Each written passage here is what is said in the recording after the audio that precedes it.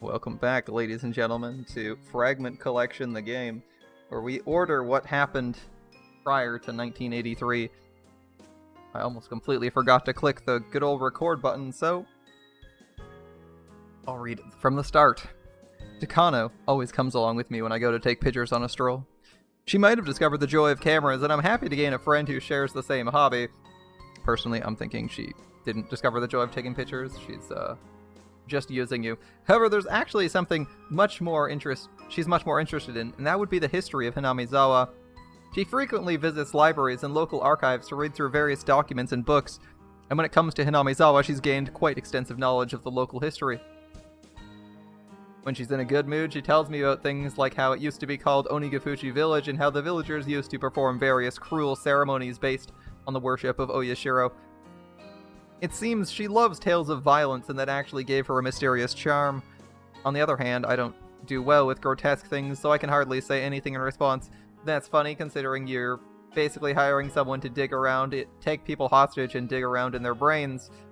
A little bit weird to be like, I'm not good with grotesque stuff. Anyway, please drill into this man's whole head and torture him for a few months before letting him die in agony.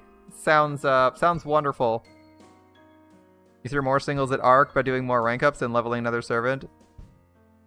If you weren't 600 sequence in, you are now. Well, I'm glad you have a new favorite character, my dude. Or at least found someone else you like. It's always exciting to see it, to like learn of a new character you like, right? The stories of the cruel ceremonies she gets excited about, I don't really get them all that well. However, with the way her eyes light up when she talks, I don't mind spending time with her, even if I have to hear about the cruel things. You sure like looking into that stuff, don't you? Sure, it's fun. It's thrilling to unravel a dark past that's been sealed away, don't you think so?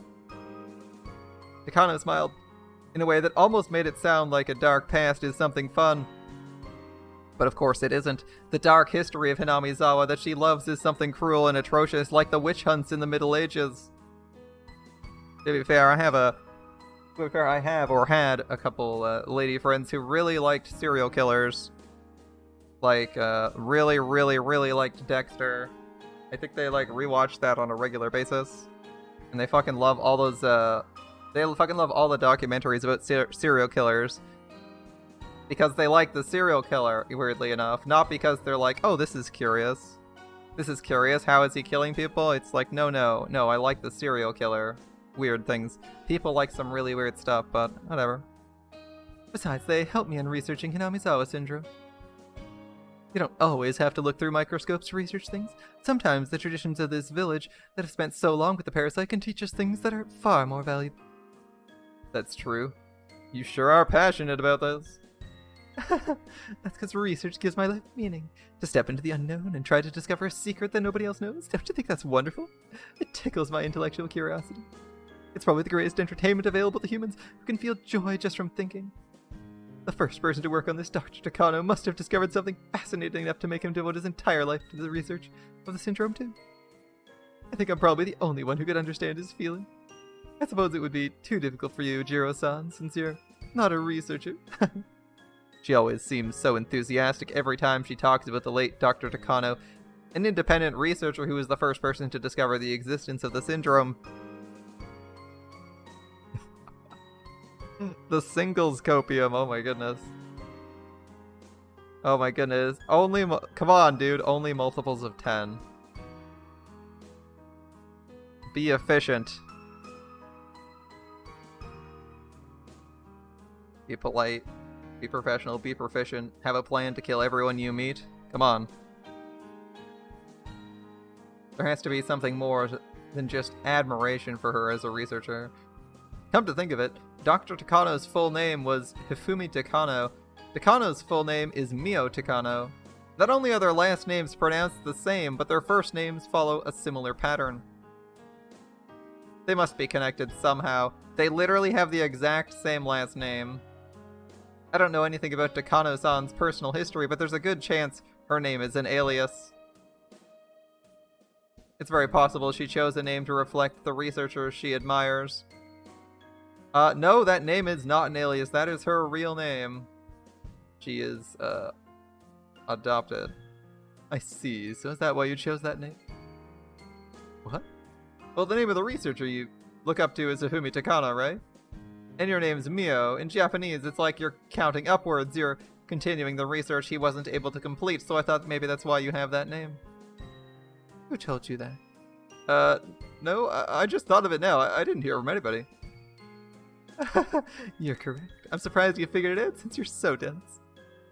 I know you admire Dr. Takano, and sometimes you've spoken as if you were his daughter or granddaughter who inherited his research legitimately. That's why I said that. Ooh, free hugs? Hugs?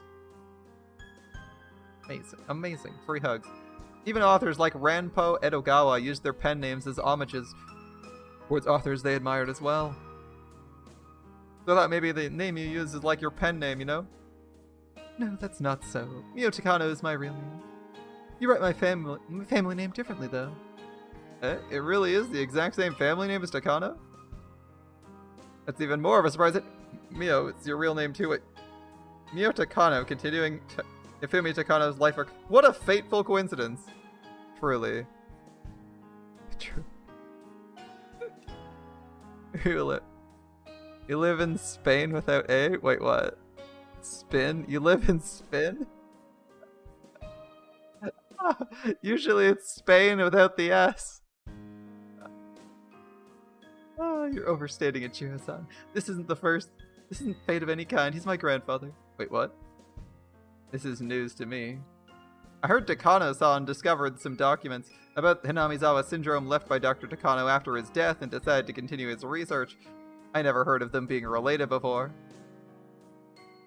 Someone told me it'd leave a bad impression if I asked for money to continue my grandfather's research. People might think I'm trying to pull funds for a family matter, so I changed one of the characters in my last name. So, other than Uncle Koizumi, you're the first to have told me. I've told this to. I see. I didn't know. So that's why you're so passionate about this. I understand clearly now. She really did inherit the work her grandfather was unable to complete. My grandfather researched Hinamizawa syndrome not only from a medical point of view, but through old documents and literature as well. Looking through the old stories of a village that's been living with the syndrome for hundreds of years can be far more valuable than looking through microscopes that magnify things hundreds of times. My grandfather taught me that. I see. I'm sure he's happy you're finishing the work he couldn't. I bet he's real proud of you. I hope so. Yes, I'm sure he's proud of you. I'm sure this is everything he ever wanted to see. I said something Takano would normally tease me about, but she didn't. She nodded and smiled. There's no mistake, she's indeed the granddaughter of Takano. It's weird to read. I'm gonna be honest, it's like, how does anyone not see the connection between Hifumi Takano and Mio Takano?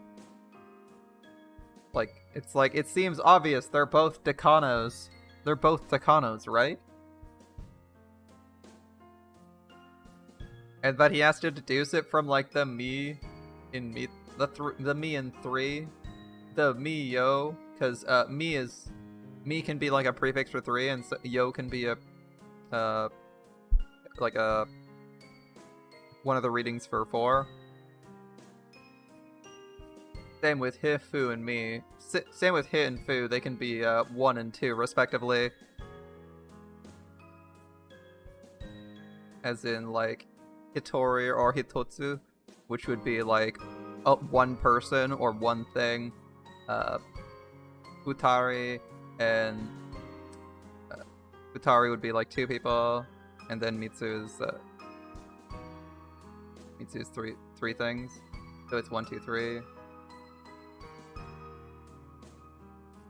Completely forget what 3 in Japanese, 3 people in Japanese is.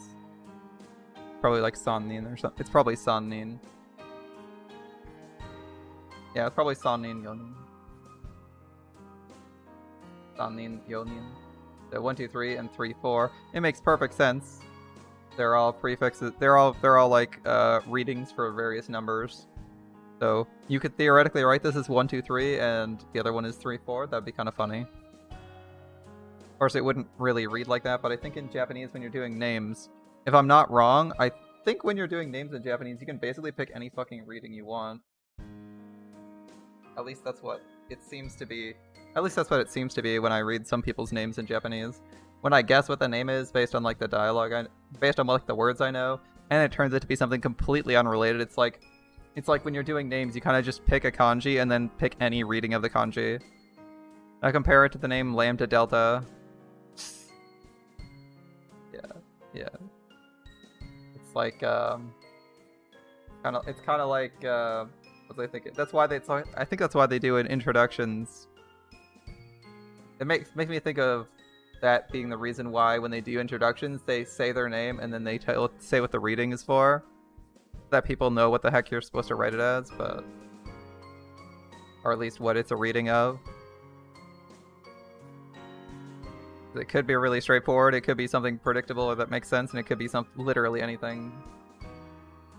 But they do have to specify what how the name is pronounced too. If you look at it, if you watch enough anime, you'll notice someone writes their name and then they'll say how it's pronounced because it's not obvious to even a Japanese person. Imagine Greek people naming their child Lambda Delta. This guy's name is 34. He's gonna die at the age of 34. He's gonna live a long life.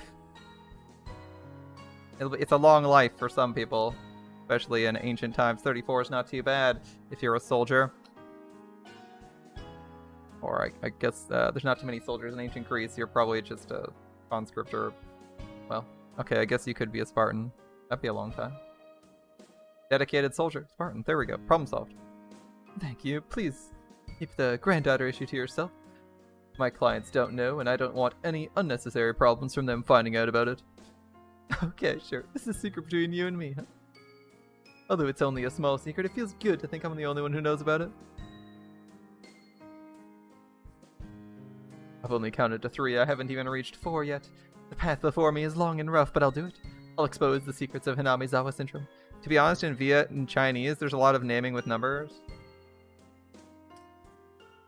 Yeah, there's not too much. I don't know if there's too many numerical names in English, honestly. Usually, if they're using numbers, it's because you're someone of significance relative to like your genealogy is something important, right?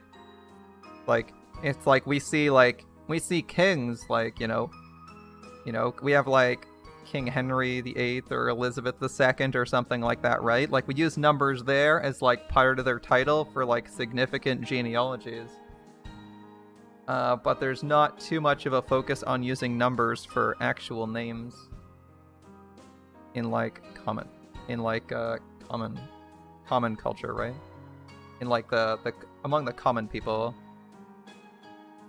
right? And if you have the same name as your dad or something, you typically use like junior or something, right? So you have like senior, normal, junior, or something like that if it's like 3 generations long. Hell if I know what you do if it's 4 or more, but that like almost never happens.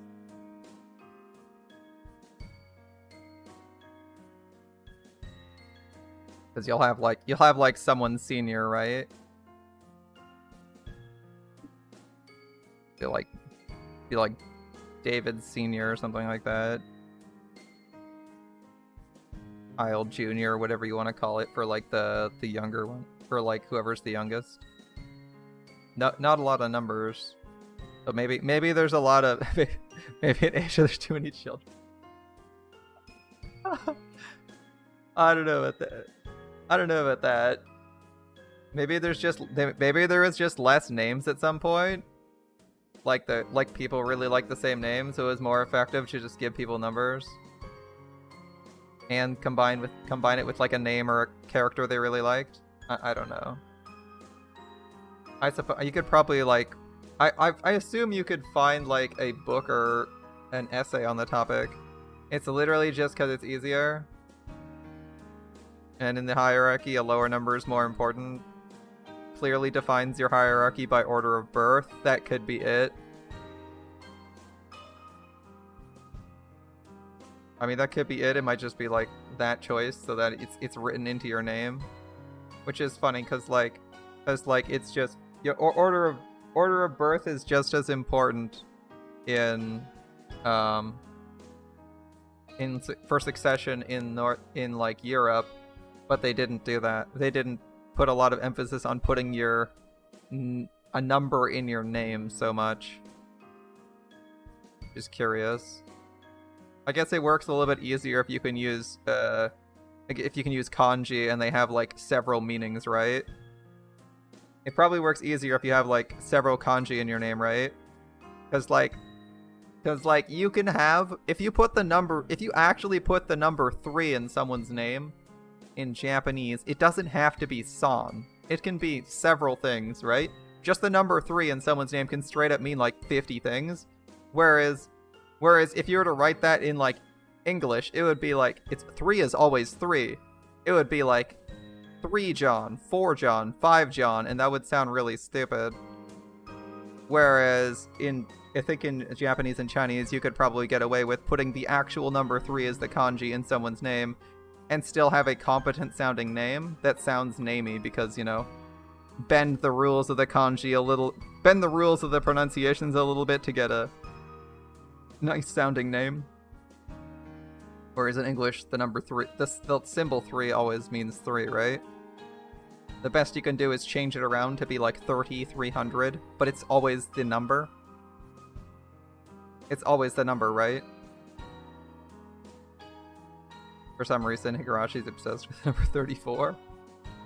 Yeah, I guess, whatever. You're allowed to like a number. Maybe the author was terrified of reaching that age as a young child. He thought that would be when he started dying or his life started going downhill. I'll support you. It's my job in the first place, isn't it? You sound pretty cool if you didn't tack on things like that. You only need to say you'll support me, Okay, I'll support you. It's too late. You're not cool if you can't get it right the first time. We laughed cheerfully together, and after we finished laughing, she became serious again and spoke to us as if to drive the point home. So remember, Jiro-san, don't tell anyone I'm his granddaughter, okay? Alright, I promise. It's not a bad thing, but I don't want the clients to cut our funding because of that. Oh, I don't think they will. Besides, I won't tell a soul. Are you sure? Are you really sure? This research is the entire purpose of my life. My mission is to complete his work. To prove his trampled research is actually something amazing that will shock the world and make everyone praise my grandfather who is perishing away under the earth. Eventually having him ascend as a god, that's the meaning and purpose of my life, Jiro. If you say something that creates problems for my research... Oh, don't worry, I'll forget everything you told me here. Really? I mean it. I won't say a thing. I promise. I won't say anything. Are you sure, Jiro-san? I sensed something frightening within her for a moment. Afraid she'd end up possessed by it, I swore to keep the promise. Her intellectual curiosity as a researcher and his conviction to complete her grandfather's work are what stirs her passion for researching Hinamizawa syndrome. I think there's one more reason, but it's far too deep, and it's within a wound in her heart that someone like me should never touch. But earlier, she said, if you create problems for my research. I wonder what she wanted to say after that. I can't help but think she wanted to say something terrifyingly merciless. I kept my promise with her, and we never talked about the issue again after that.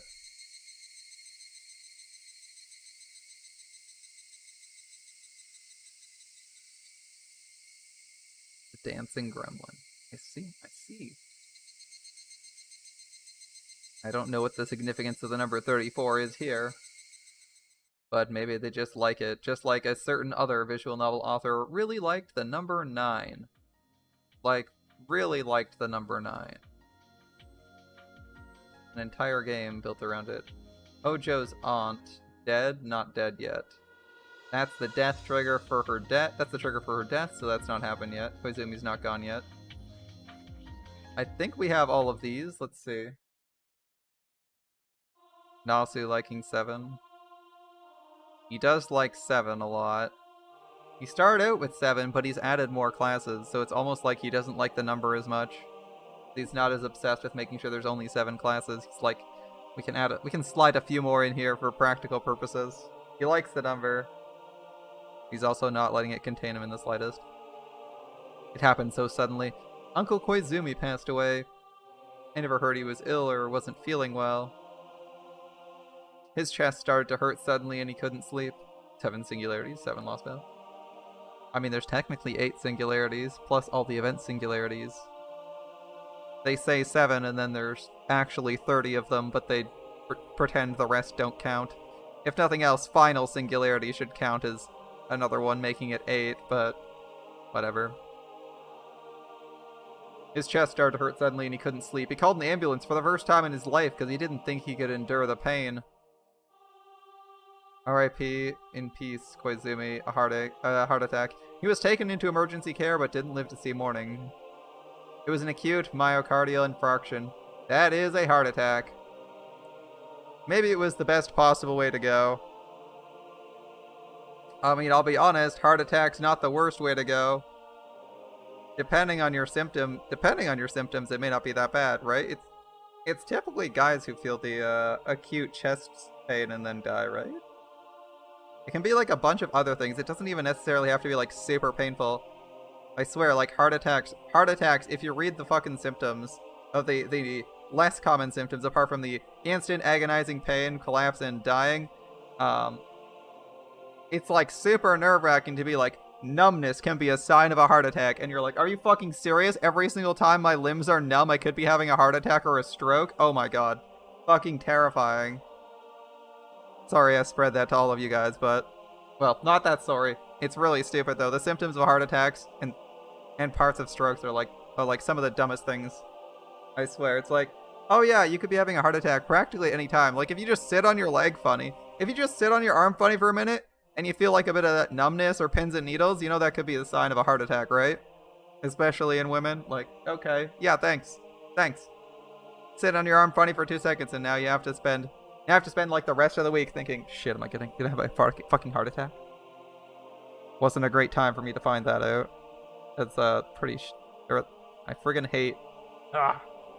I hate medical stuff because it's all like so basic. Like all the symptoms of horrible medical stuff are like super basic things that you could have happen to you at any time. Anytime you could happen. It's like, oh, this numbness could be like 50 horrifying diseases, and that could be the only symptom you have, and that would still be a good enough diagnosis for a doctor. Like, what? Oh. So maybe it was the best possible way to go. Instead of being in bed for years, slowly dilapidating and withering away, he was healthy until his death, so I think he must have lived a wonderful life. But still, it was too sudden. I wish I'd called him Uncle more. It's too late, though. Uncle Koizumi would never smile at me again with his wrinkly old face, no matter how many times I called for him. He was my guardian until now. He always looked after me, making sure my efforts received proper recognition. Maybe he only did it because he couldn't help my grandfather when he was alive, but still, he was an important person to me. He wasn't just my political backing, but I didn't realize that when he was alive. I only thought of using his power for my own agenda. I mean, that sounds like her. After he died, I realized he was your grandpa, too. He provided the warmth and protection I longed for from my own grandfather. At his funeral, I shed tears. I thought I forgot how to. Uncle, thank you for everything. I should have called you Uncle more. No matter how many times I called to him, he'd never reply. What can I do for him at this point is complete my research. I must accomplish my goal for his sake. When my grandfather's research is finally acknowledged, Uncle Koizumi's name will be known once again for being the sole supporter of his endeavor. Well, that's not good. You're going to lose all your support that way. I believe that's the best way to repay him for everything he's done. I vow to devote myself to my work even more from this day on. But, unfortunately, hardships and sadness tend to come together.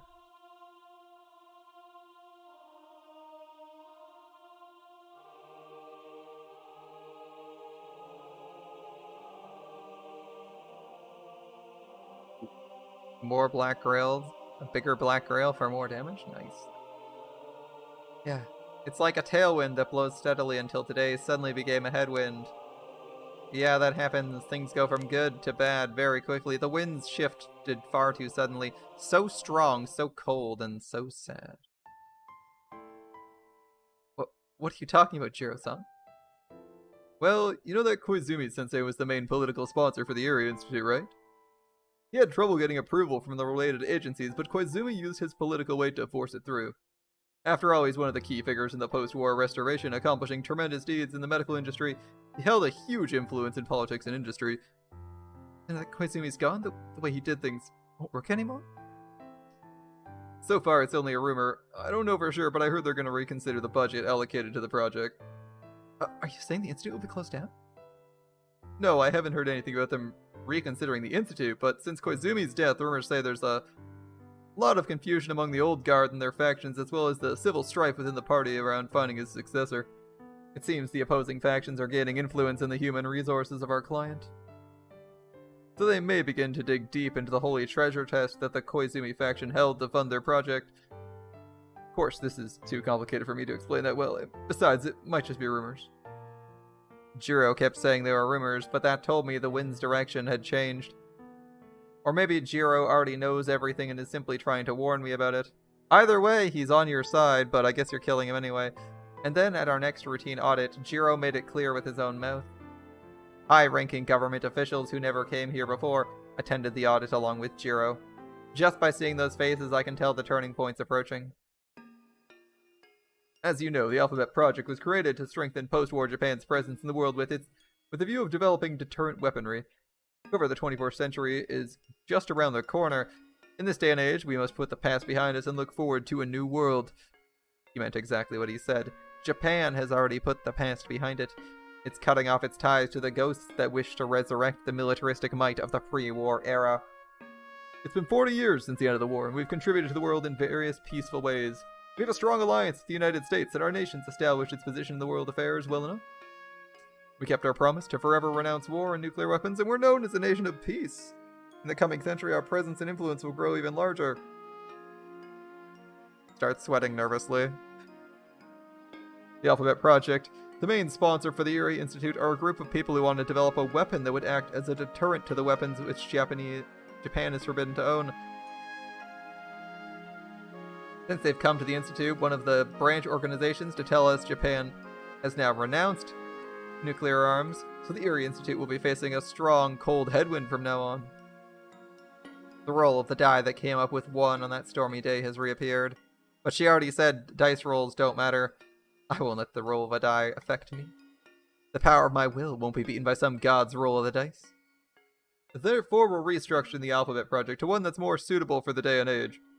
This new project will be tasked with figuring out the best way for this country to achieve a larger presence in world affairs, not through militaristic means, but through peaceful measures like international trade and economic development. All the people who hold tremendous influence in the politics and economy of Japan were born before the war, so naturally they want to regain the glory of pre-war Japan. The very idea we can win next time if we research the new bomb that defeated us in the Spectre is itself a specter of the war. That's fair. Everyone already realized that. Yeah, a ghost of the past, build the next and greatest nuclear weapon. It was just no one could speak out against grandstanding elders they owed their gratitude towards. Soon the old will wither away and a new generation will take control. Uncle Koizumi was, in a way, the last remaining pillar for the old generation. Well, they shouldn't have phrased it as a weapons project, but I guess that was the only way they could get the help.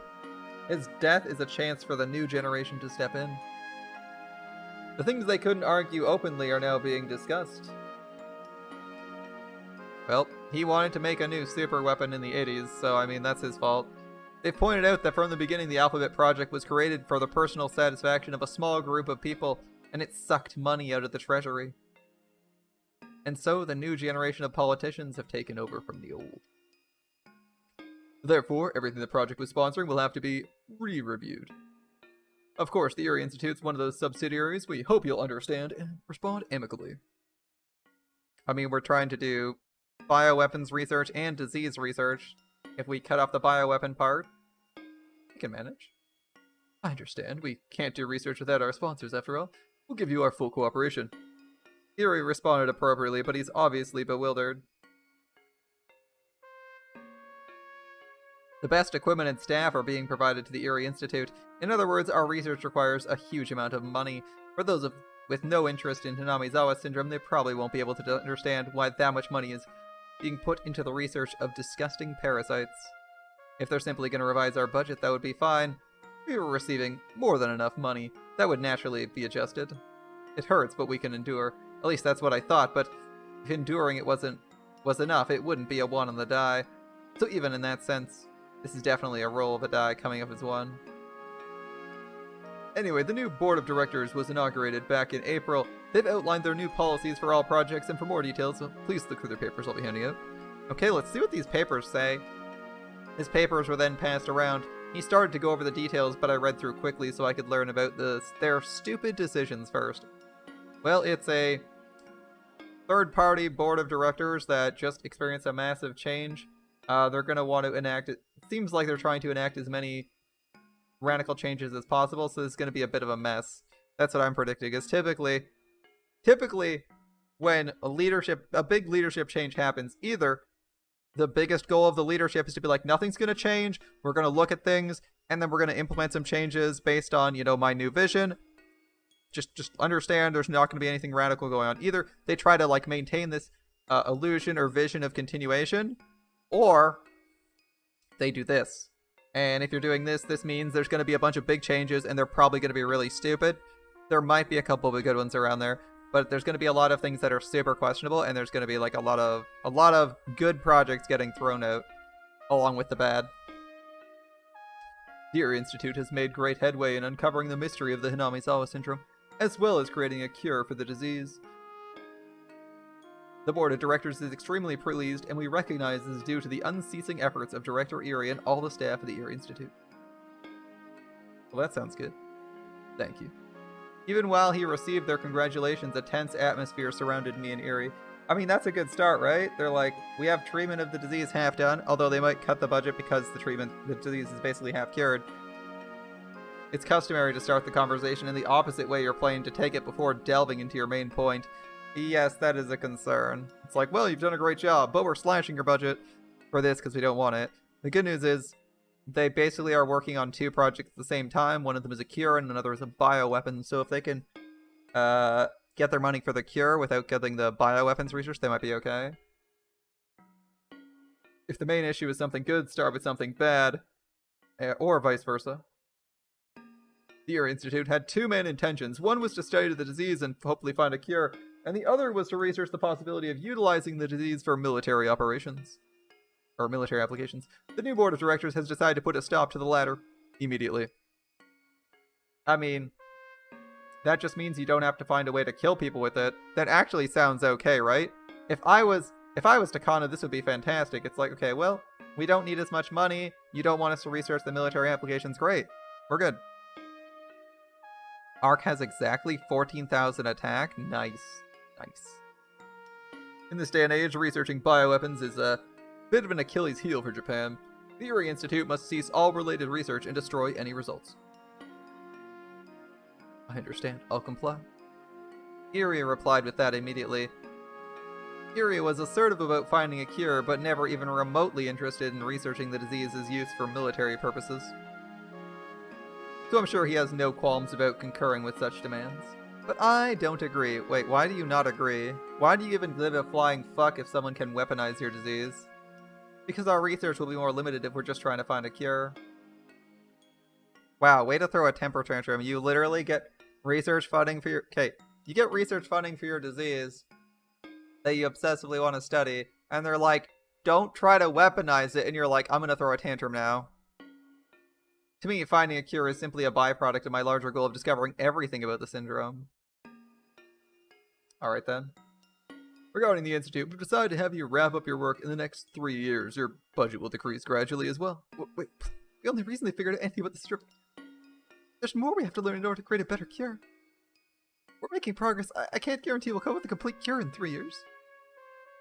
It's the understanding of the board that the Erie Institute has already completed enough research to develop a cure. The Erie Institute has already completed the C117 vaccine and has a great deal of clinical data. It's not even close to being complete. It's only a prototype. We're far from being able to see a cure for all the villagers. Debating the end of the research at this stage can only be described as absolutely positively reckless. I'm surprised Erie objected. Thanks to him, I didn't have to say anything. But if Erie hadn't objected, I'm sure I would have shrieked in protest. In other words, the Erie Institute is not capable of curing all the people who are infected or to eradicate the syndrome. Is that correct? Of course, curing all the villagers and eradicating the syndrome will be possible in the future. That's our ultimate goal. But I need a bit more time and, of course, funding to do it. Our goal is to investigate, find a practice that works, and establish it as a product. It's not a job where you can follow a blueprint to create something with certainty and set time frame. I hope you'll avoid following that misconception. I guess Eri speaks out when he needs to. And what he's saying is absolutely right. I mean, you can't just be like, well, we don't need money anymore, bye. Research isn't something guaranteed to produce results with money and time, but I disagree with some of what he said. He objects about the time and the money, but he agrees to limit our research towards only finding a cure for the syndrome. I mean, that doesn't sound wrong from his perspective. He is a disgraced researcher and wants to do something good with his life. Finding the cure for a disease and then moving on seems like a fairly productive task. Honestly, it seems good for everyone involved, apart from the part where you'll, I mean, A, you have to find a cure for yourself because you're probably infected in the first place. And, B, then you can move on with something to your name. It's always good to be able to move on from work with something to your name rather than nothing but possibly a nice reference. But I don't think Takano can see past the disease. That won't do. We won't unravel any mysteries that way. At that rate, the discovery of the syndrome won't be recognized as my grandfather's great achievement. I see. I think I see our point. Our main purpose is to dispose of the fact this research was conducted for military purposes. We must forever hide the fact the research was conducted on the strange disease called it, as well as hide its existence. If you can eradicate the disease without anyone ever learning about it, we'll give you the time and funding you require, but we'll discuss more about that later. Is that acceptable? I have no problem with that. Please submit a plan and a budget proposal for eradicating the syndrome in secrecy. We'll do our best on our part to approve your proposal. Thank you. I'll work on it immediately.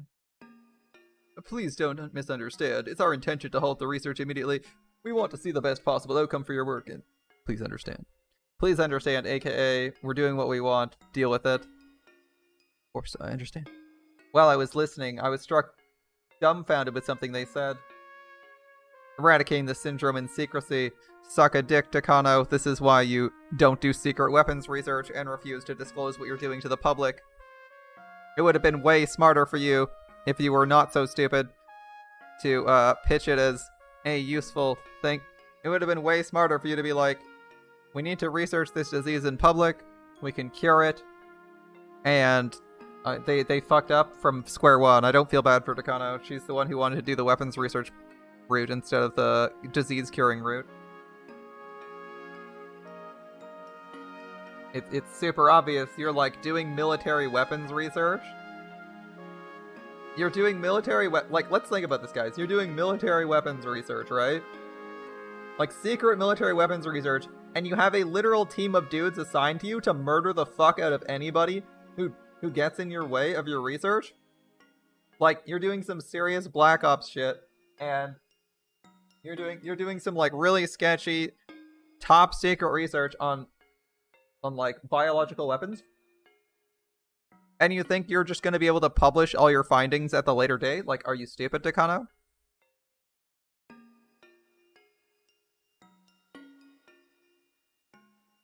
I can't believe she didn't realize that.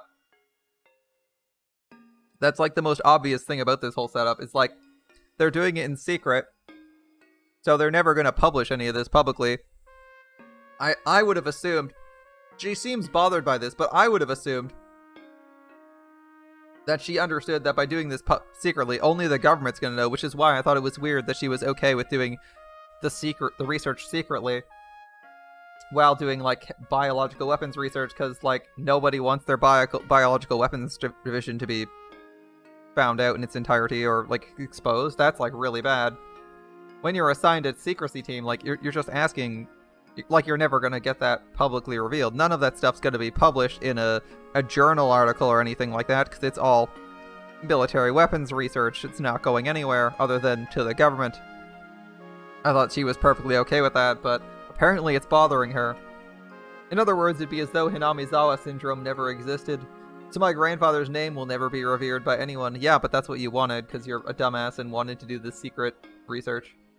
The sound of rustling papers and hushed proceedings filled the meeting room, but I only heard the ticking clock as I clutched my sweaty palms.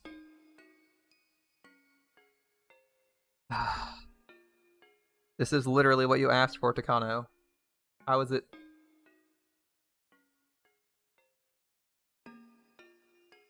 This is like a well, if it ain't the consequences of my own actions moment, where I don't even feel bad for her.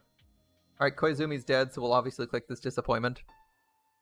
She'll be depressed that her research isn't going as well as she wanted. Maybe we should wrap up for now. I don't think you're in the mood today. Is this a new background? I don't recognize the bridge. Or whatever this is. The ring, the train station? Is this a high-speed rail in the background? I'm not sure what that is. Daishori. Hello. Yeah, that's not true. Sorry if I gave you that impression. Takano had been looking through the viewfinder, but I haven't seen her push the shutter at all. While she came along, I don't think she's in the mood for birdwatching. Takano had been depressed ever since the announcement of the new policies at the board meeting the other day. It's understandable. The Erie Institute was created by her in the first place. It was created so she can devote her life to researching the syndrome, and for all that to be tossed aside while being asked to wrap up within a few years, of course she's depressed. Dude, she got a 3-year notice for the end of her job. I don't know what the fuck she's complaining about. Just keep researching it afterwards using your information. Besides, she can't even fully spend the rest of her time left on research. Their funding's being cut in stages, and by the end they'll barely be able to finish closing up, let alone research anything. I heard she's the granddaughter of the late Dr. Takano. Her determination to finish her grandfather's research is what kept her going until today. Since everything has been going so smoothly until recently, this sudden change of the wind's direction must have been a total shock. The shift in people pulling the strings must be pretty serious. The board of directors was completely changed out, and she heard that people in projects influenced by Koizumi were being restructured to set an example. The wind's new direction seemed unlikely to remain for a long time. Or seems likely to remain for a long time. Oof, that's way worse. It's unlikely the Koizumi faction will come back into power, so no matter what we say, it's almost impossible to expect the same kind of support from them. Well, get simping for the other guy. You sucked Koizumi-san's dick for so freaking long. Suck someone else's dick to get this guy gone. This hardly seems like a setback when you didn't even have to pay for your own personal research institute, paid for by the government because of your obsession with this thing. Like, if I could get literally millions of dollars to do whatever the fuck I wanted to do for fun, I'd fucking do that. Especially because it's not even a loan, it's literally free money.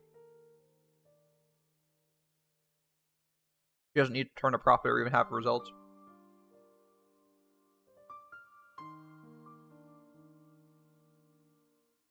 Nothing we can do. Akano muttered. Unfortunately, there really isn't. There's nothing anybody can do. At first, the board talked about halting the research immediately, but after lots of convincing, they agreed to make it a gradual suspension of a few years.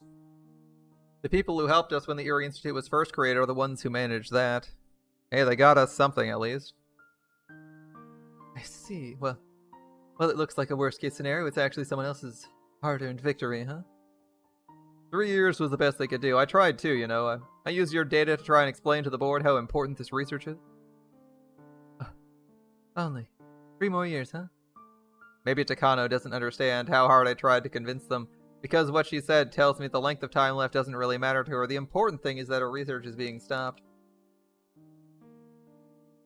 Imagine convincing somebody to spend literally millions of dollars on a project they wanted to end immediately. And you're like, this bitch doesn't understand shit. She could have lost her fucking job immediately, and this guy gave her a 3-year notice to do whatever the fuck she wanted to do. Come on, man. Chill the fuck out. The fact is, I couldn't meet her expectations and made her feel disappointed, and as a man, it kind of hurts. The best I can do at this point is route as much funding as possible towards the research so you can work to your heart's content for the few years we have left. Sorry, I can't do anything else. Okay. It's the best you can do. I'm happy. Her words hurt me.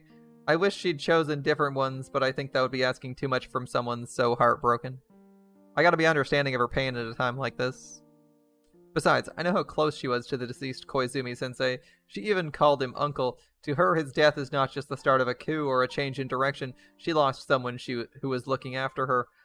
No matter how hard she pushed herself to act villainous, she wasn't supposed to be a part of this world. She was just an ordinary woman, but she was intrigued by Hinamizawa syndrome and had to find help from someone who had more power than her to be able to continue to research it. The dark side of the world she should have never gotten involved in, extended its hands to her. She was left all by herself in that world, and she's still trying to put on a brave face. I'm sure she thinks I'm unreliable. Realistically, I'm not the kind of person who can meet her expectations, nor do I have the power to do so. The least I can do is stay sincere and remain her ally until the end.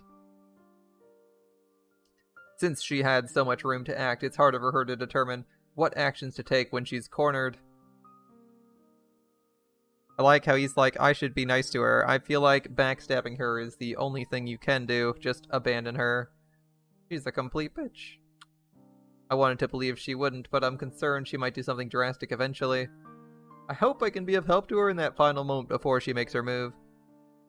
But I can't even get enough trust from her to do that. That's a little bit pitiful and pathetic. Of course, part of it is, as a man, I want her to rely on me, but that's not really it. She's been abandoned in this world and is all alone. Someone has to be our ally. It shouldn't have been you, my dude. It shouldn't have been you. And if I'm the only one who knows about that, then, well, being her ally is my job. Well, she's going to kill you because she's obsessed with the syndrome. Good luck, dude. I know her too well, so I know she'll never ask for help. Tomitake is a simp. Even if she says it's unnecessary, someone has to be with her, I know it. I don't really think I'm suited for that job.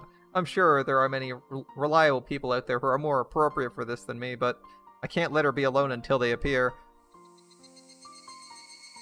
Good luck, Tomitake. Kano-san, I know I'm pathetic and unreliable. Oh, what's this all of a sudden? What is it, Shira? I think I can be of help to you, so thank you, but I don't believe that talking to people helps you feel better. Sorry, I'm happy to hear you're concerned. I really am. That's fine. I'll be on your side. Please believe that, okay? Of course. If you think of a good idea to convince the board, let me know. I'll do my best. Why is it? I know she's a strong person and there's nothing someone like me can do for her, but somehow I feel like she needs help and support right now. She looks as tough as ever, but only I, who've been taking pictures of her all this time, can tell. A viewfinder, after all, is also a window to look into someone's heart. But if I say something like that, she'll tease me again, so, well, I guess I won't. Anyway, I never thought she needed support more strongly than I do right now. Would Takano receiving head pats from Tomitake have changed this entire route? That would be an interesting if, or a what-if situation. But unfortunately, I don't think we're going to delve into that one. Tomitake, in no route, gives her head pats when she's feeling down.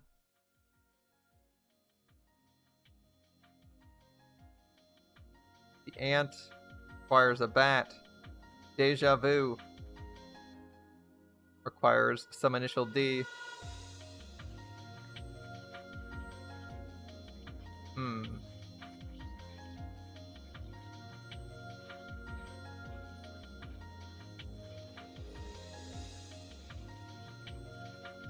The Revenge, Keiichi changing schools, Onikikushi, the game board, Watanagashi. Game board, okay. He did ask for one, and we did get footsteps, so I think we do this one next. I'm not sure if Deja Vu is appropriate yet. We'll do the notice leave of absence.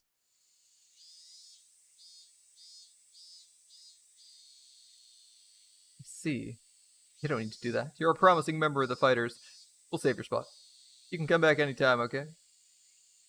I don't know about that, though. I have no idea when I can come back. I thought I should resign, at least for now. Satoshi says he wants to quit the Hinamizawa fighters.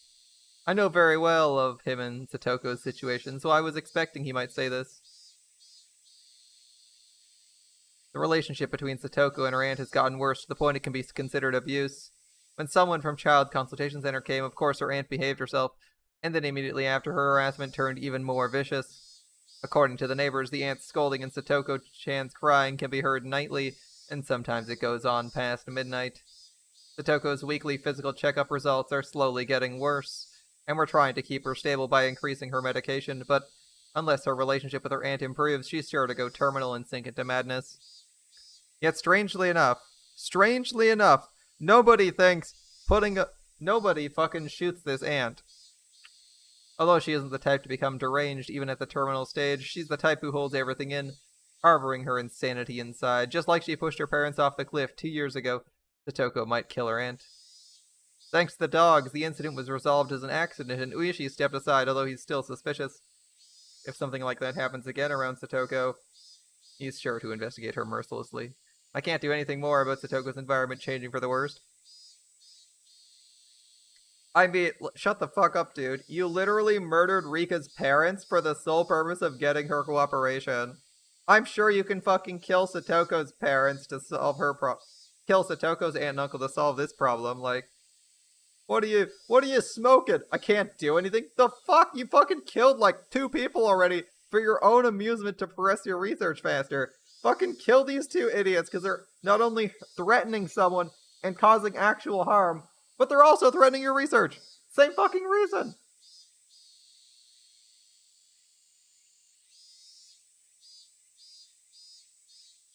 I'm not surprised to hear Satoshi wants to quit so he can be with his sister more. Actually, I'm starting a part-time job. That's why I can't come to practice. A part-time job? Is there something you want to buy? Yep. It's almost Satoko's birthday. There's a teddy bear Satoko's been looking at, and I want to get it for her. That's right, it's all about that teddy bear. Fuck baseball. Fuck baseball. Buy your sister a present. Sounds like a good plan to me, honestly.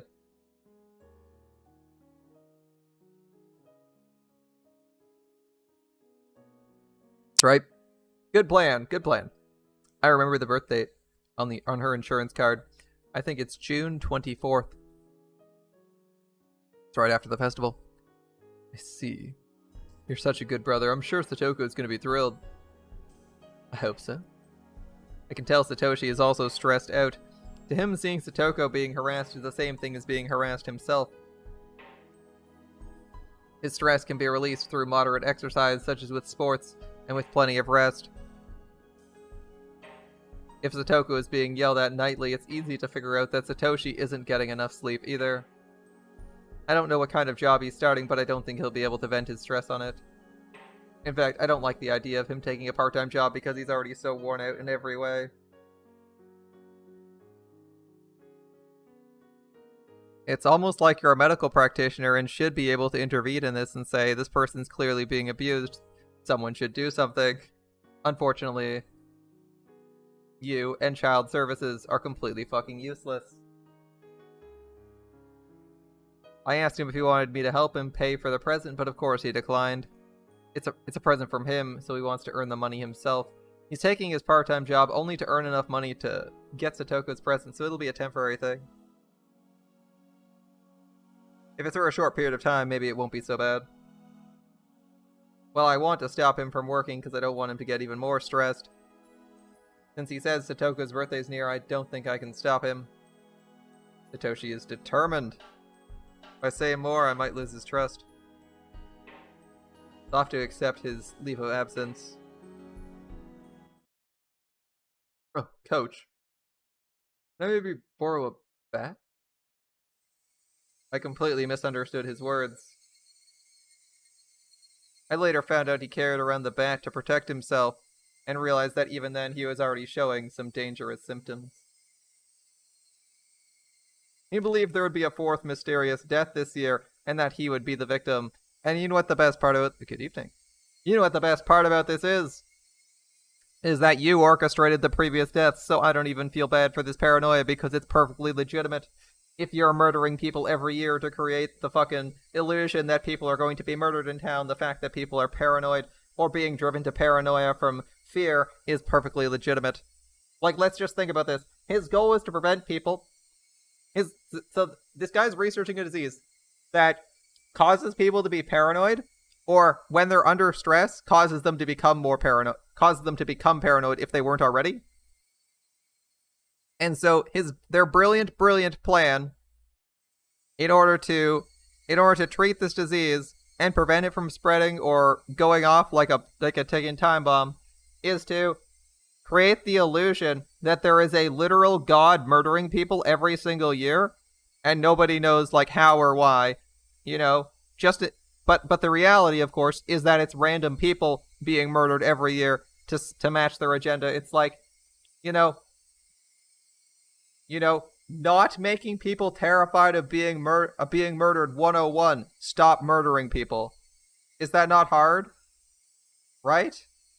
Like, okay, so Satoshi's paranoid that he's gonna be fucking murdered because Rika's parents have been brutally murdered, and Rika's parents were brutally murdered for the sake of your research, and Satoko's parents were apparently murdered and disappeared, and you also murdered and disappeared the worker guy.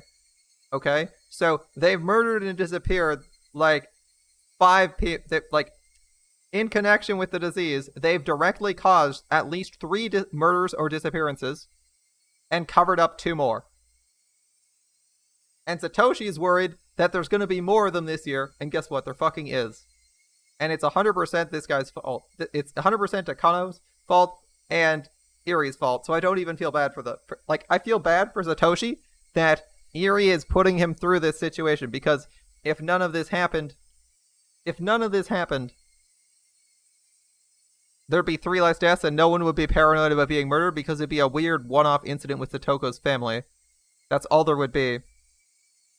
Like, if you stopped murdering people for 5 fucking minutes, this kid wouldn't be paranoid. And it's entirely your fault, Irie.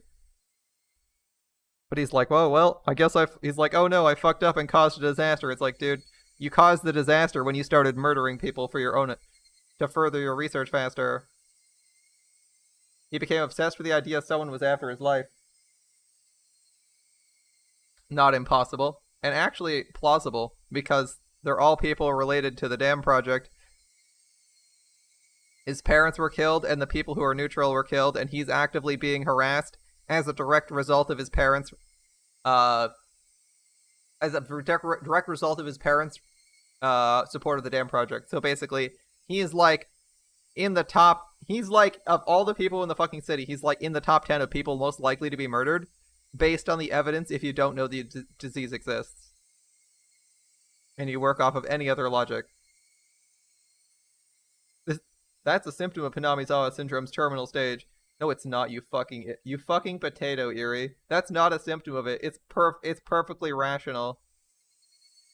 Although I was involved deeply in the syndrome, I was careless. A bat? What do you need a bat for? Satoshi had his own bat, so he should have asked if he could take it home, but instead he asked if he could borrow it. When I think about it now, he said it that way to lighten his guilty conscience, but how could I have known then? Well, although I can't come to practice, I think I have a little time to practice swinging on my own.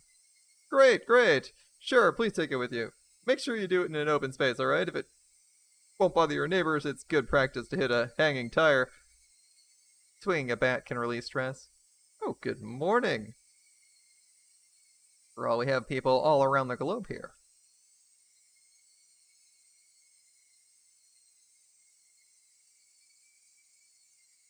But when people aren't being murdered, people don't expect to be murdered. Exactly. If your parents might have been if everyone thinks your parents were murdered, and they kind of were, and your best friend and your sister's best friend's parents were also brutally murdered, and another dude was brutally murdered, all on the exact same day. Every year someone gets fucking murdered on the same day. I think it's reasonable to think someone else is gonna die when literally everyone in the city is like, there's been a murder every year for the past 3 years on the same day. Think there's gonna be one in the 4th year? Oh yeah, I think there's gonna be one in the 4th year. What's the pattern? Oh, it's all people connected to the Dam Project. Oh fuck, I'm dead. Like, it seems perfectly reasonable. Like, people who supported the Dam Project die. Okay. I'm currently being harassed because my parents are part of the Dam Project, or supporters of the Dam Project, so I'm probably high on that list of people to die. Like, Who on earth is like, oh boy, it's the day someone's gonna get fucking murdered and it's probably me. Yay! Like, nobody fucking thinks that way. So letting him take his bat home will help. That's what I thought. But that was a huge mistake. And I realized it only when things were already past the point of no return. Dude, I'm gonna say the first two years of your murders were the big mistake. It's garbage day.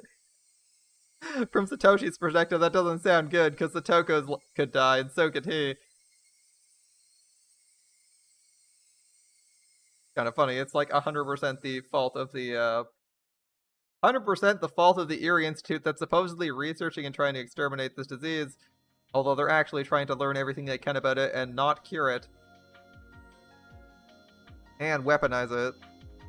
Is the anime based on this? Yeah, the original anime is based on this, and then they have a sequel. I think the most recent one is a sequel of some sorts, right?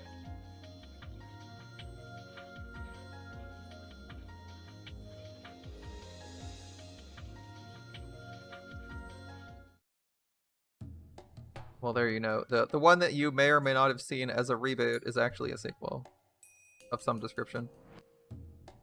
Go in Sutsu. We were prepared to respond quickly this year. That was why we were able to start the investigation immediately by securing the crime scene.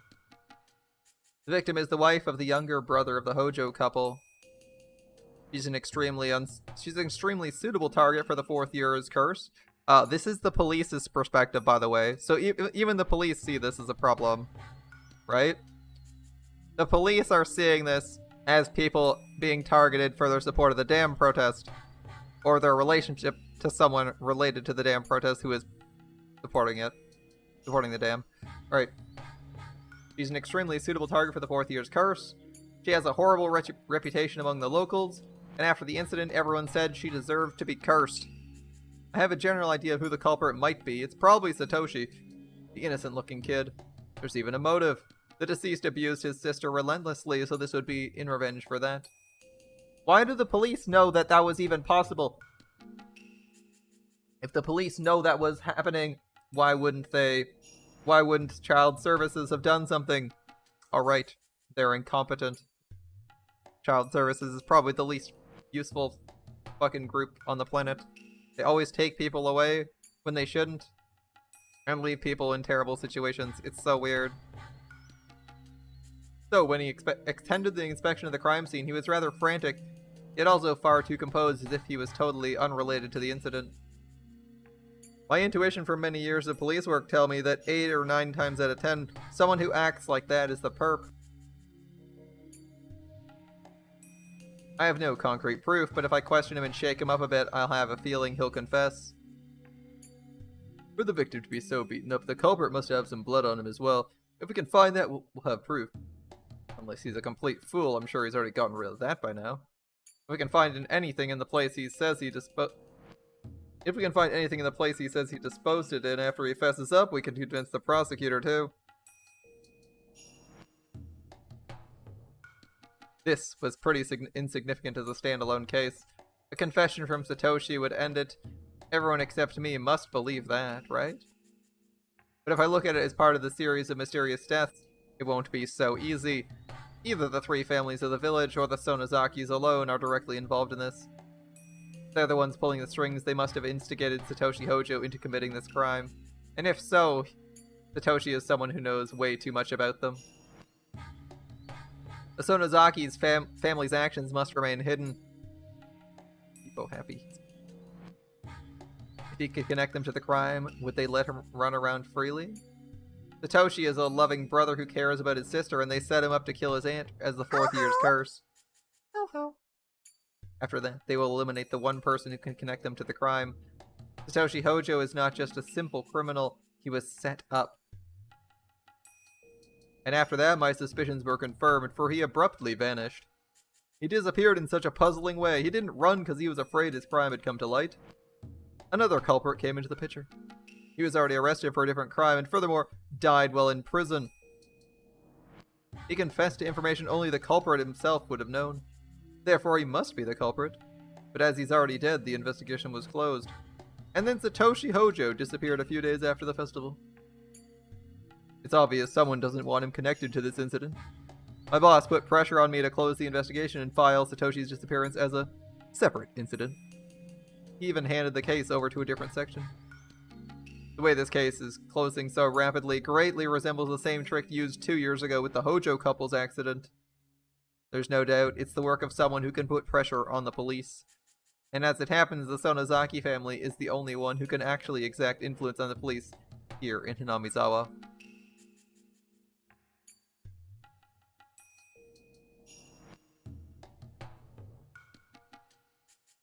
Oh. That emote name, oh my goodness. It's so long.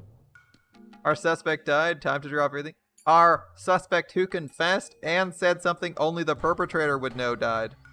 The key point is that from the police's perspective, the suspect actually admitted to things, but not just admitting to it.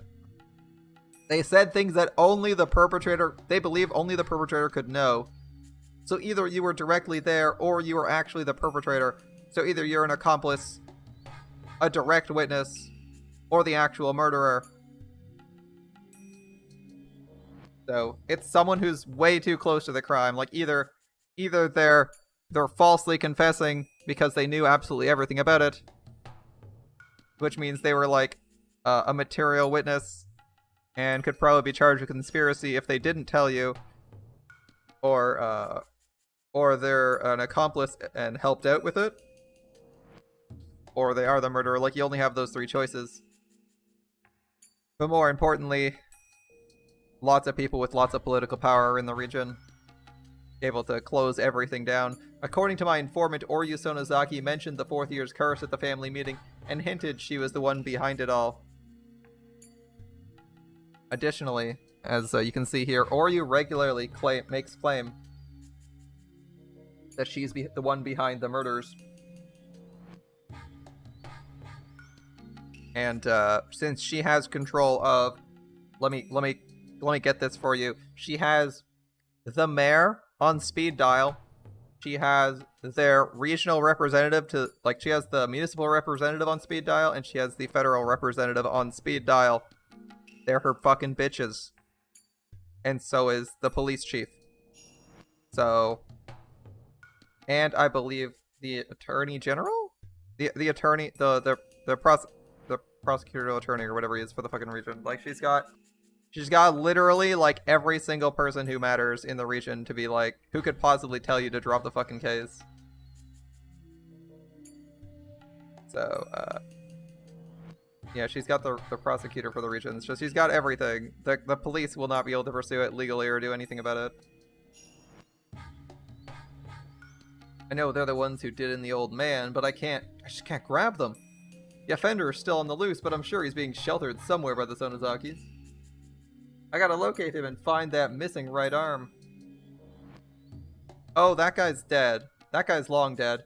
And so is Satoshi, if the police don't know where he is. I'll return the arm to his grave and make the principal offender and the masterminds both bow before it. However, just like how Satoshi disappeared, it's possible the principal offender has already been eliminated. Rest in peace, Satoshi. So in case anyone's wondering, it might be clear now. Takano and Dr. Iri brutally murdered Satoshi to further their research. Nice doctor. Nice guy. I bet he's already been killed and buried somewhere no one can find. If that's the case, though, that's fine. I'll make the old bag who ordered someone to kill the old man slam her forehead on the ground before his grave. This I swear. And after the 4th year's curse, people are already saying something will happen again next year. Even with all my preparations, I couldn't prevent the accident from happening this time. It's too late if something happens. I gotta keep my eyes on the core of the village before something takes place. There's a reason why I have to get to the bottom of this by next year. Because, well, I'm retiring. My mom's been wanting to go back to her hometown in Hokkaido, and for a long time she's been asking me to move there when I retire. Real question. Real question, guys. If your parents, who you no longer live with, and you are literally a, 63-year-old man, if your mom said she wants to move across the entire country for a laugh, and wants you to come with her, would you just, like, randomly drop everything and go? I feel like that's if he... Oh no, they have to do something before they retire. R.I.P. in peace. Oh yeah, he dies. He's already died, my dude. Rest in peace. He got fucking sniped. Actually, he only dies in one route, actually. He gets fucking sniped when he goes to investigate some people playing with the phone cables.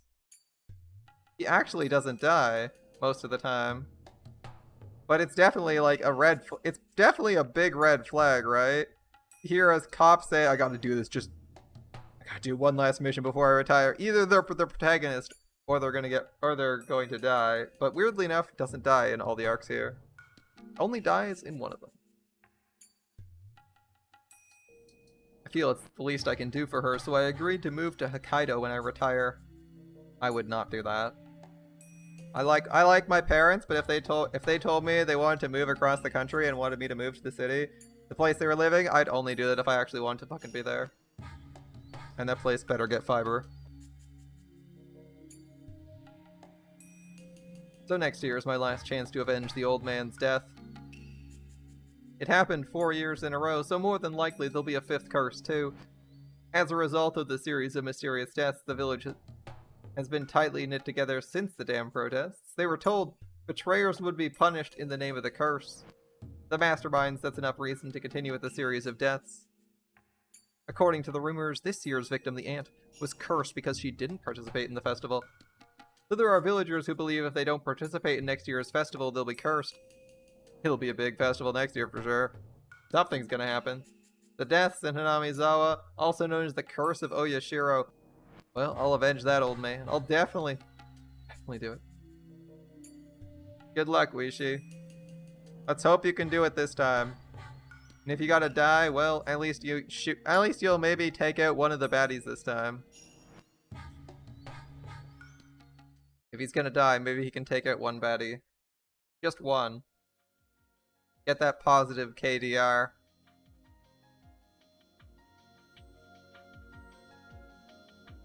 The death of Hojo's aunt, the fourth sacrifice. That's gonna be our next pick. I think we finished this one. But we may not have to do it yet. The fourth sacrifice. The village was in an uproar. He needs to die first. Yeah, that man is hella overweight.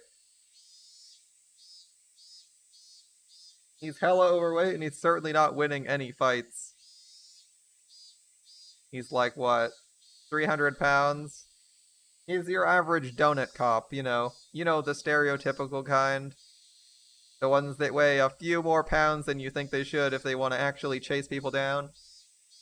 And can't win a fight. That kind. The kind that runs into a guy and says, oh shit, I can't beat this guy in a fight even with backup.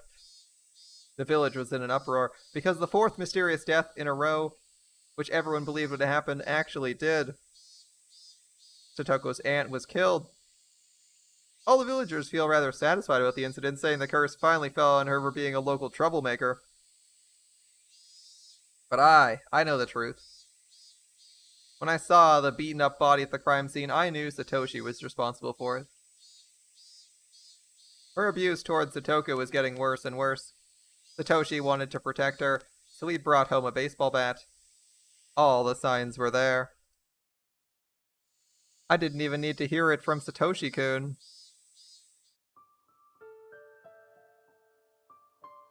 No wonder his name is Oishi, because he's a donut cop. I know, right? They added one O to his name. The O honorific. It could just be an honorific. His name could actually be delicious. Oishi. Because it's Japanese, right? They give O honorifics to things that are important or worthy of respect. Or just, like, in general. So it's kind of funny. Kind of funny that his name is Uishi-san. Uishi-san. It's spelt like delicious with an extra O. It could just be an honorific, but they usually do like O dash in Romanized Japanese for that, so I don't think that's the case. It's just funny. I couldn't avoid questioning myself.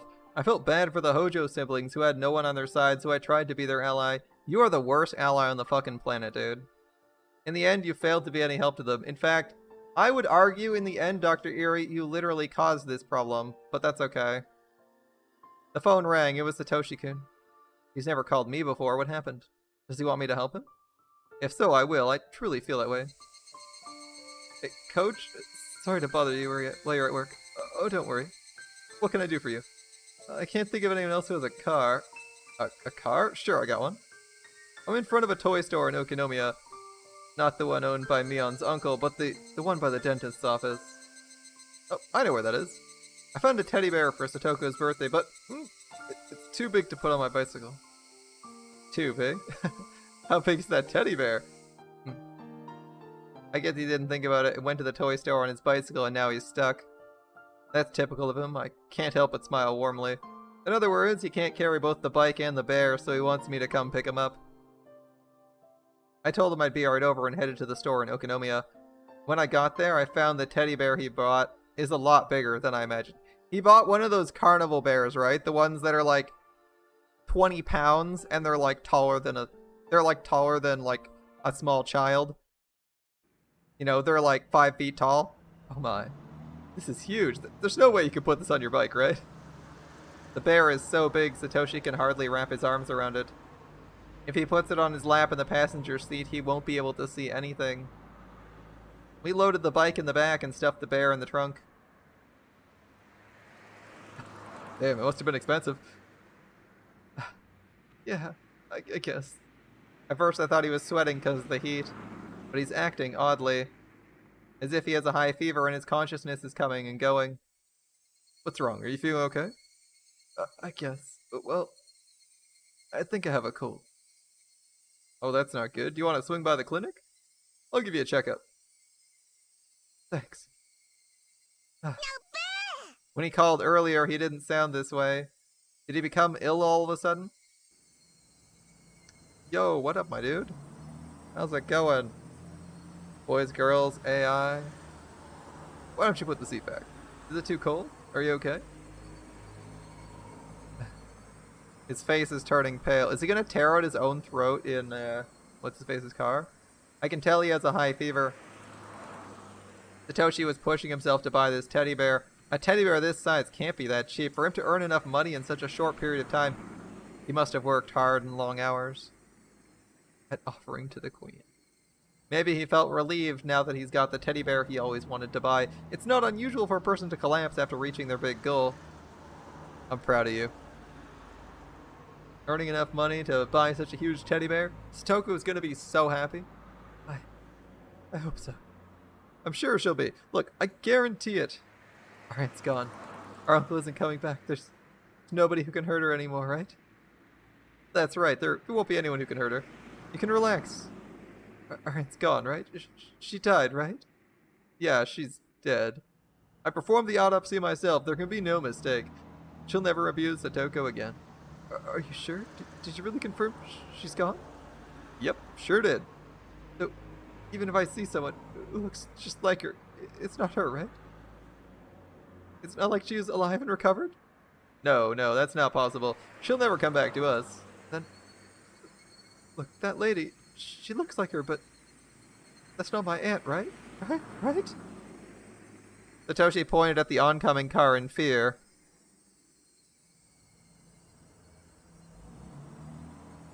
Of course, the car passed by so quickly I couldn't see her face, but no matter how much she looks like her, it's impossible for her to be alive. Look! Look at her! She looks exactly like her! She even looked at me! Calm down, Satoshi. Your aunt's dead. No matter how much she looks like her, it's not your aunt. But she looks like her. Look at her. It has to be. That's my aunt. I killed her. I bashed her. I bashed her head in. Why? I can only try to stay calm and drive. Satoshi is losing his cool. He's delusional and he's seeing his aunt coming back from the dead. And then I finally realize Satoshi is displaying symptoms of the terminal stage. I need to examine him once I get to the clinic. It's different from Satoko's case. We already have the cure.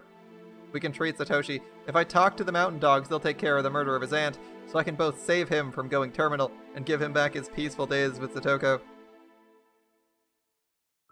He was deranged until just a minute ago, but now he's gone quiet.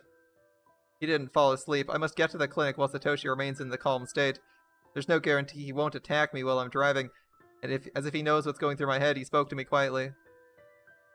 Coach, is this the curse? There is no curse. Stay focused. Satoko, sorry.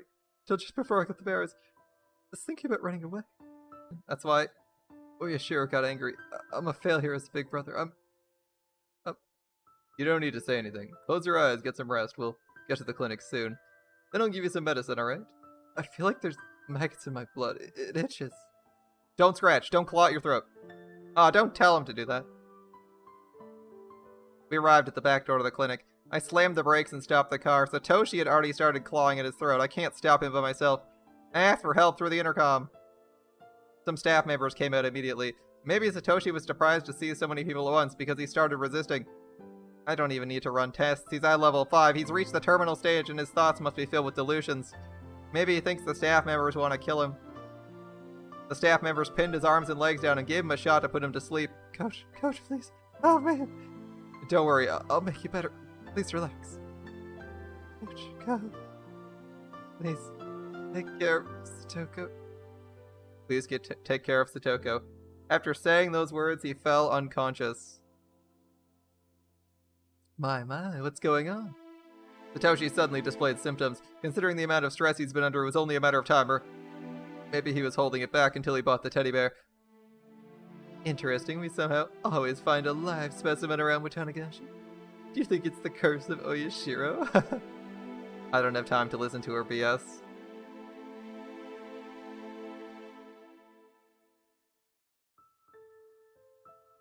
Look, the one time he could have killed someone to make a difference, he fucking didn't. He killed people for his own selfish amusement, but when it would have helped it would have helped someone else, he's like, nah, I'm not gonna commit murder. For my convenience? Yeah, sure, let's kill as many people as we need to. But to save someone, ooh, that's a tough one. I'd rather someone, maybe die. Hey, Nakagawa-kun. Long time no see. Still at it lately? You know what? You know that? No, not at all. It's not fun getting old. You gotta concentrate when you work with clay. If you put it off for a long time, your senses get dull and there's no point. Are we not at a sushi restaurant or something? This looks like a restaurant, not a potter's shop. Sensei, allow me to introduce someone. This is Major Takano. Oh, very nice to meet you. Thank you for taking time to meet with me today. I really appreciate it. I didn't make time for you, actually. I was told I could have some good raw sea urchins. Sea urchins are good for you, did you know? Rich in vitamin A, and they're good for your skin. Women like sea urchins, right? I've never had sea urchin. I wonder what it tastes like. They're really spiny. I guess you just eat the inside, maybe with like a spoon or something? Maybe you cut them in half and use a spoon or something, or maybe you're served, like, their insides by themselves. I wonder what sea urchins served like. I thought their spines could be poisonous, can't they? Urchins. Fine. Yeah, some species of sea urchin are poisonous. Yeah, I was right. Sea urchin spines are poisonous. They definitely don't serve those with the spines still in. So it probably is either served like a ball, or maybe as the mushy guts and stuff. I assume you can't eat the body. It's true that sea urchins are rich in vitamin A, but compared to spinach, it's not anything worth making a fuss about. Well, none of that matters right now. He just seemed like an unpleasant man, so I wanted to criticize him. These men are directors of the Alphabet Project who control the funding of the Institute. They're also the guys in the position of being able to offer their opinions to those directors. They're directors and those in the position of being able to offer their opinions to them. Alright. Sea urchins taste awful. Okay, thanks for letting me know. To put it a simpler way, they are newcomers. They are the new owners of the Erie Institute. They taste awful. But then again, spinach doesn't taste that good either, but at least it has way more vitamin A. Although not as much as Uncle Koizumi was, they're also leaders and influencers in various fields. I have to be very careful not to upset them. Therefore, there's no way I would have had the ability to call them in. But using the influence that the Koizumi faction once had, I finally managed to get this chance. Uncle Koizumi, who gave me his full support and made everything go my way, is not here anymore. I'm on my own from this point, and I'll open up a path. But this stage just doesn't belong to me today. I can't let the people who offered me this chance lose face, so I have to wait patiently until it's my turn. My primary objective is to explain what a prominent research subject the syndrome is, and acquire an indefinite extension to our research. They only ever think about money, so they aren't even realizing the hidden potential of the syndrome. They don't recognize that it's worth spending a lot of money on. Not a mere research on the existence of an unknown parasite, but something that could overthrow the basic foundations of anthropology. A Nobel Prize wouldn't be enough. It won't be easy trying to explain that to men who know nothing about any of it, but I'll have to try. That's why I spent many hours making these straightforward support documents. Oh god, nobody reads those things. Nobody who's professional reads those things. I read those things because I like brushing up on everything, but I swear to god, most people don't read the fucking documentation. Sometimes we make documents confusing on purpose because we don't like dealing with uneducated people, but this time it's different. I can't look down at them. I have to sincerely try to make them understand. The accessible support documents are there in a huge pile. It feels like we're wasting time eating traditional Japanese food in such a relaxed mood. I want to get to the point and explain to them in detail so they can understand. But there is the saying, luck lies in the last helping. I have to be patient. To be frank, I thought the project we've seen wasn't that good. In the end, it's been nothing but a sandbox for the old men with their heads stuck in the Pacific War. Nothing but a sandbox for those old men to craft their dreams of Imperial Japan's revival with money that isn't theirs. Do you know how much public funding was wasted on those delusions? From what I heard, there's already prosecutors poking people like Okuno and trying to pin embezzlement on the old board of directors. Well, that's what you get for trying to suck up to those old guys. Of course, none of it can be made public, so I guess they'll be held responsible or demoted in some other form. That's what the country gets for letting the ghosts of the war run freely. Boy, these grilled sea urchins are fantastic. You say sea urchins are awful. I'm guessing the author thinks either old men like them or personally likes them himself.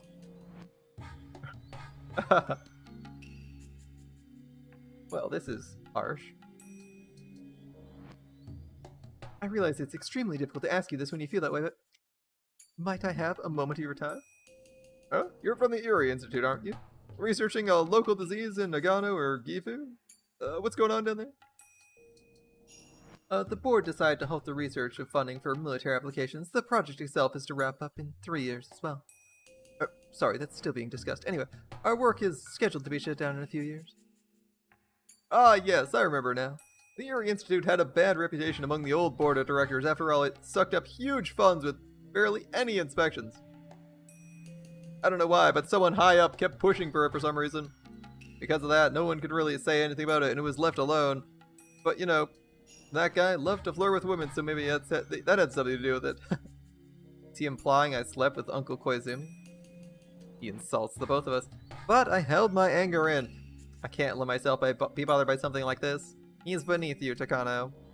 Anyway, I'd like to explain to you the details of our Institute's research and ask you to reconsider your decision. I really appreciate you taking the time out of your busy schedule to attend this meeting today.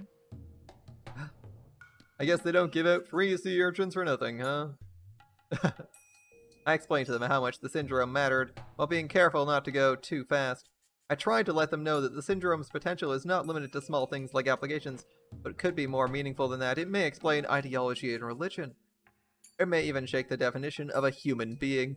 I took my time to explain as slowly and clearly as possible. I'm not confident all of them got through to those boorish men, but I'm happy they understood even a part of it. As long as they understand how much of a magnificent discovery the syndrome really is.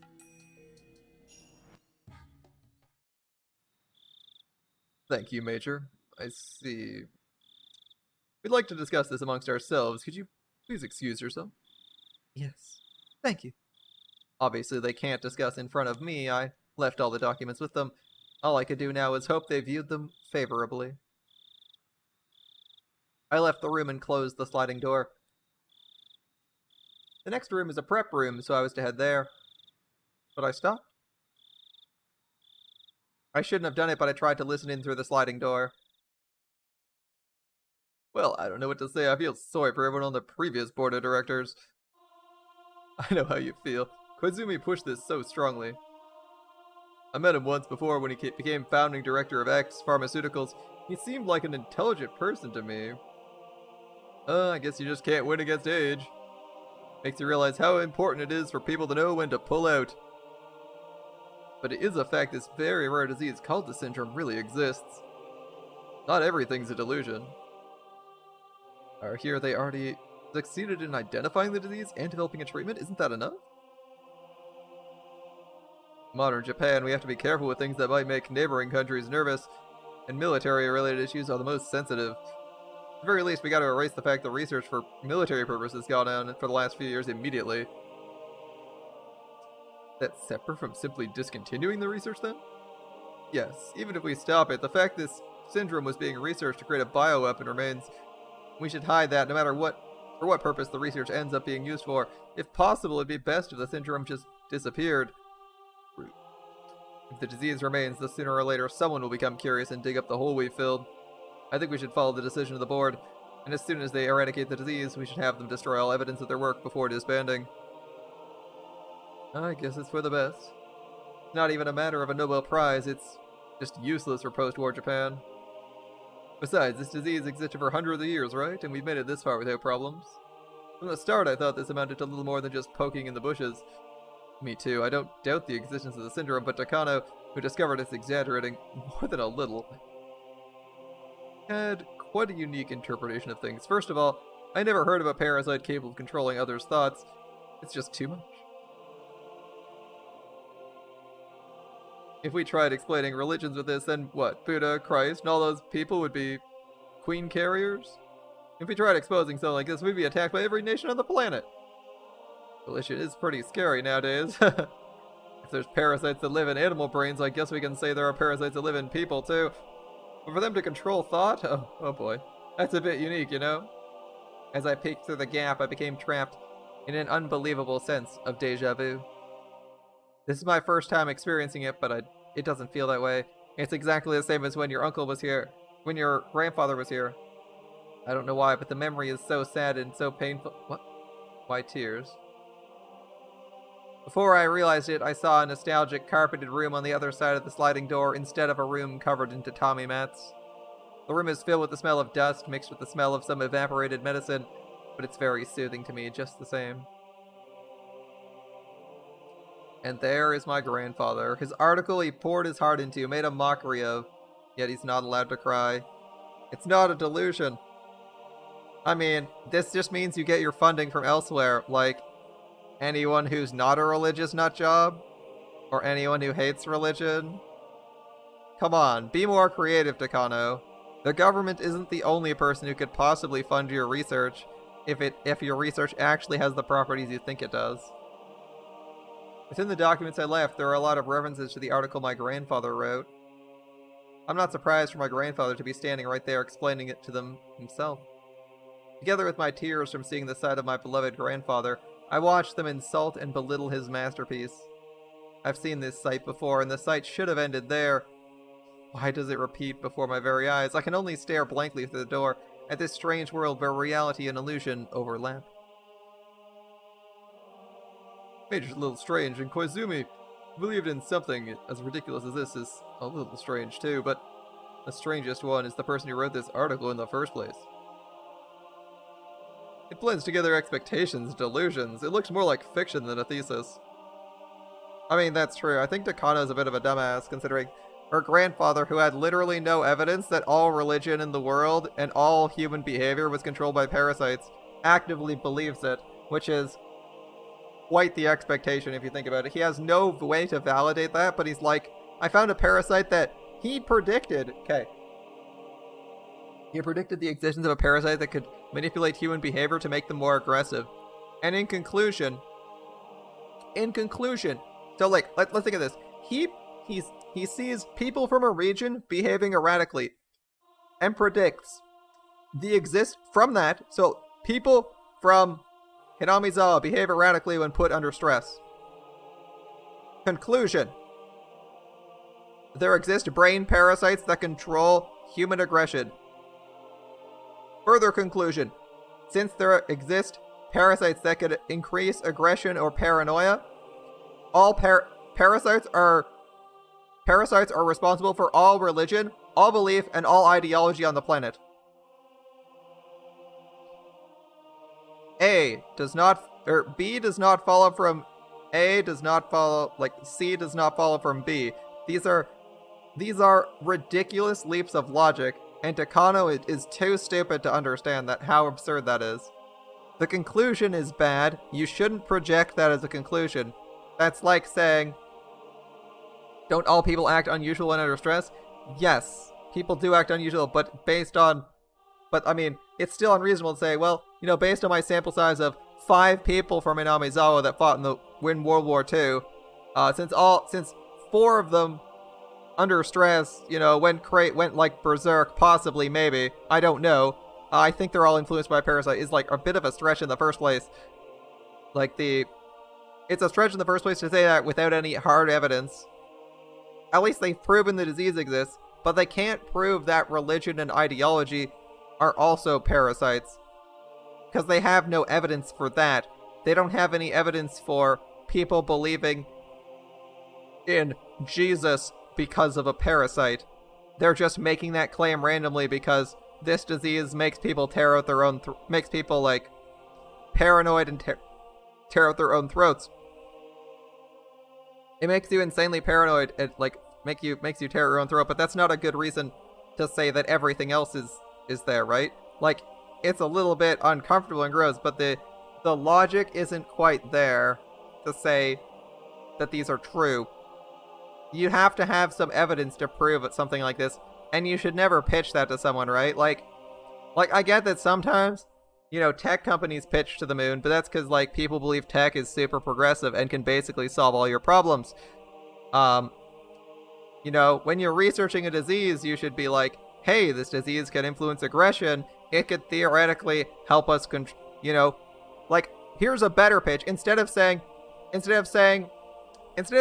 gonna fucking prove that all religion and ideology is false and implanted in everyone's brains by parasites.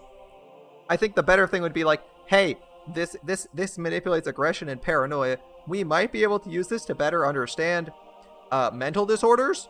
We could figure out what causes people to become paranoid. We could figure out if it's actually a treatable disease. We can use a drug to solve, like, paranoid delusions. If we could solve random people in the world, because paranoid delusions are not exclusive to Hinamizawa. That is a result of several diseases, and maybe not all of them are cured. We could say, like, hey, we're learning a new possible cause of paranoid delusions.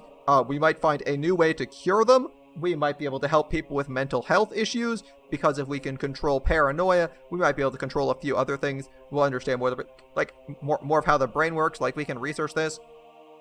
You could probably get something like that, a grant. You could probably do that and get a grant from, like, a research institute or something, instead of going directly to the government and pitching it as a bioweapon to control the fucking planet. Like, come on. I don't get how Takano managed to, like, consistently fuck up and always want to pitch this as a bioweapon, when she should be like, think of the possibilities, but not like you don't want to promise the moon to people. You know, when people are researching diseases, typically they don't say, I will literally cure the common cold in every disease, making mankind immortal for all eternity. Like, you're not going to be like, yes, this disease I'm researching a cure for a specific kind of bone cancer.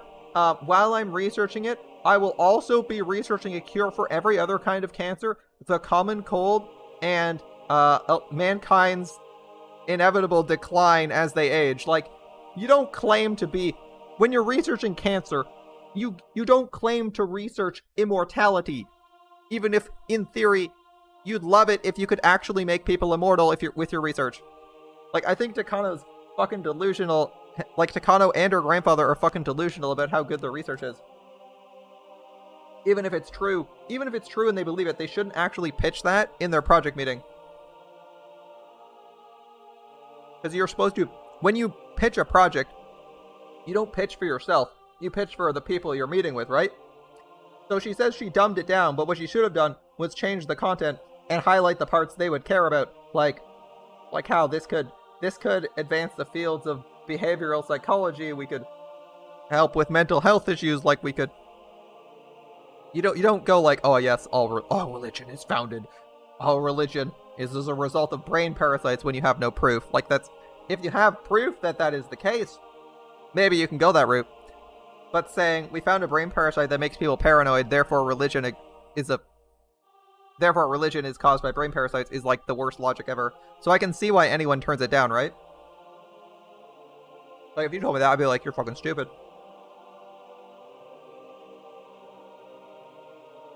Well, actually, you know what? If one of you guys told me that, I would guess you were memeing really hard. Or, since we're playing Higurashi and have played it, you're probably making a reference to Higurashi. Yeah, she's really focused on the parasite thing, but I mean, you can work that, you can spin an angle that should get you a medical research grant, because there are tons of diseases being researched all the time. Tons of disease cures being researched. Like, it's just a fucking weird choice for Takano to be so obsessed with the fucking root of all belief. That should be, like, completely excised from there, because it's not provable. It's not provable, and you have no evidence, but here we are. And it gets even more stupid the more context we get. Really? Oh my goodness. I mean, just the rationale sounds terrible. So I wonder how it can get worse. Possibly because Hanyu is real, therefore... Hanyu is real, but we don't know if she's actually a creation of the parasite, so I'm not going to say that. But maybe Hanyu is sustained by the existence of the parasite or some shit. So, like, if in theory, she could actually... the religion part could still be true, and it would still be stupid. It looks more like fiction than a thesis. I think this will be a big hit once it gets published, you know? You're right. I got a friend who's the head of a publishing company. I bet he'll love this. Not a laughing matter, gentlemen. A huge amount of money was poured into this over the past few years. The worst thing is, the equipment used to gas the villagers in case of an emergency has already been procured. Our people must never learn of this. For such a plan to exist is scary enough. If people find out about this equipment, the whole country is going to turn against us. On top of that, the cost to maintain this is enormous. You don't really think it's being maintained, do you? Surely this whole project's some kind of money laundering scheme. What do they say? If one girl dies, the whole village goes crazy at once? What kind of comic book bullshit is this? Exactly. Someone actually believed such a childish story and put a huge amount of money into it. That's crazy. What's truly ridiculous is that someone actually took these documents seriously. As he said that, he placed the documents down with an exaggerated gesture. Or I should say, he slammed them down. Because paper ended up scattered all over the floor. You're too right. Excuse me. I need to use the bathroom. One of the men stood up and stepped on the papers. And they weren't the papers on the tatami mats, but the ones on the carpet. Right there, I can feel my grandfather filled with heartrending sadness. Or I can see him. Yet he can't let it show in his face. His expression didn't change, yet it seemed distorted to me. I could see the walls of my grandfather's study crumpling and twisting beneath him. I jumped into the room. I grabbed onto the man's legs. I don't hate him. It's not whether I hate him or not. Sure, I hate him, but that's not it. I just can't forgive the feet stepping on my grandfather's article. Don't step on them. My grandfather wrote these. Please don't step on them. Oh, sorry. These feet are still stepping on the paper as I tried to make them move. But they won't even budge, as though they've grown roots. So I begged as I grabbed onto his legs, and I tried to pull the papers from under his feet. But I can't move them. I can't pull at the papers. Don't step on them. Don't step on them. Carefully. Don't step on them. My sobbing echoed through the silent room, just like it did back then.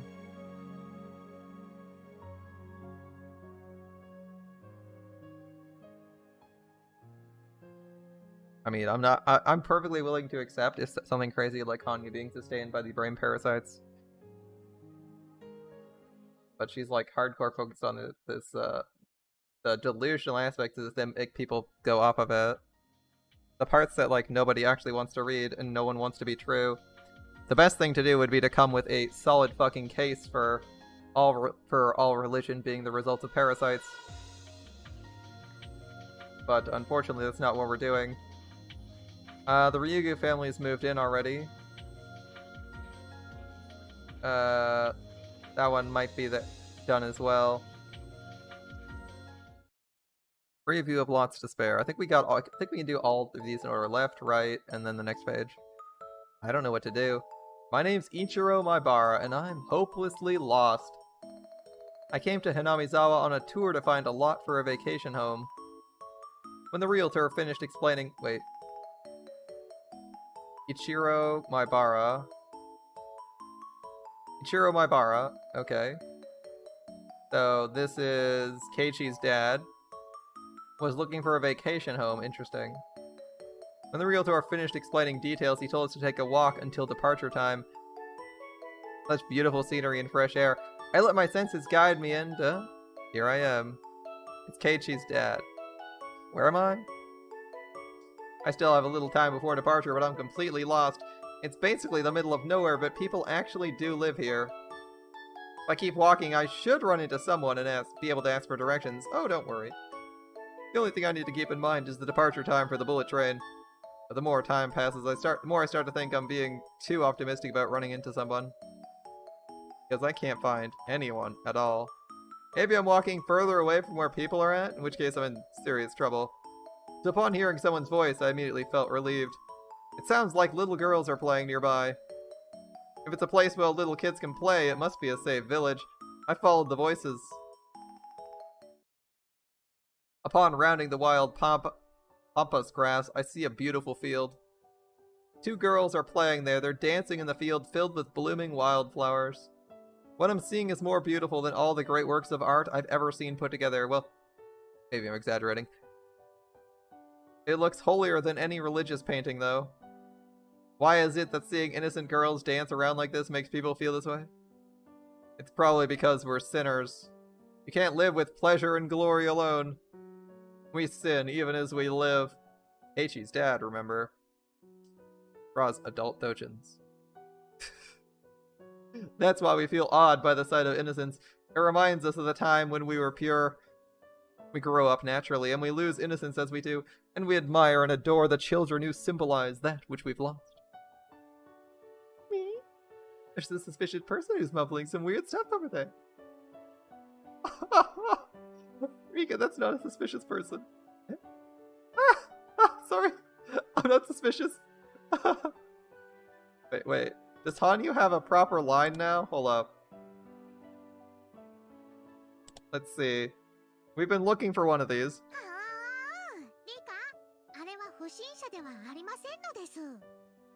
That's not bad.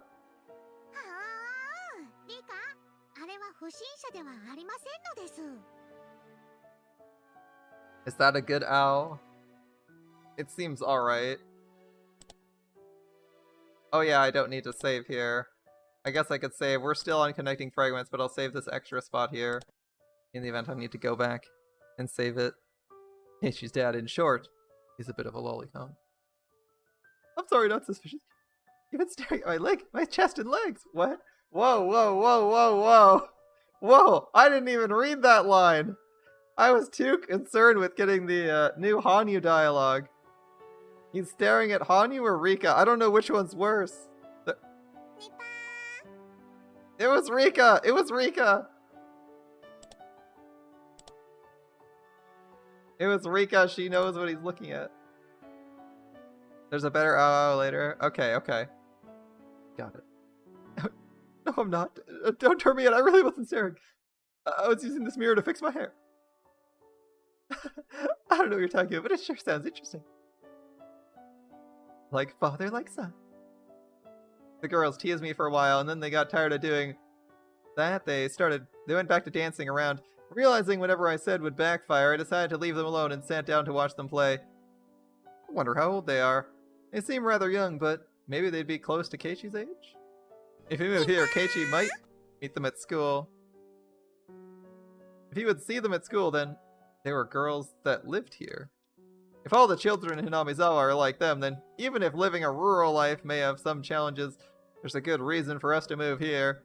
Oh my god. He's like, if all the children are like them, we need to move here. If they're all this good looking, we need to move here. And I'm like, isn't she like 9 here? We're not very good parents. We didn't understand what Keiichi was going through and left him alone until the end.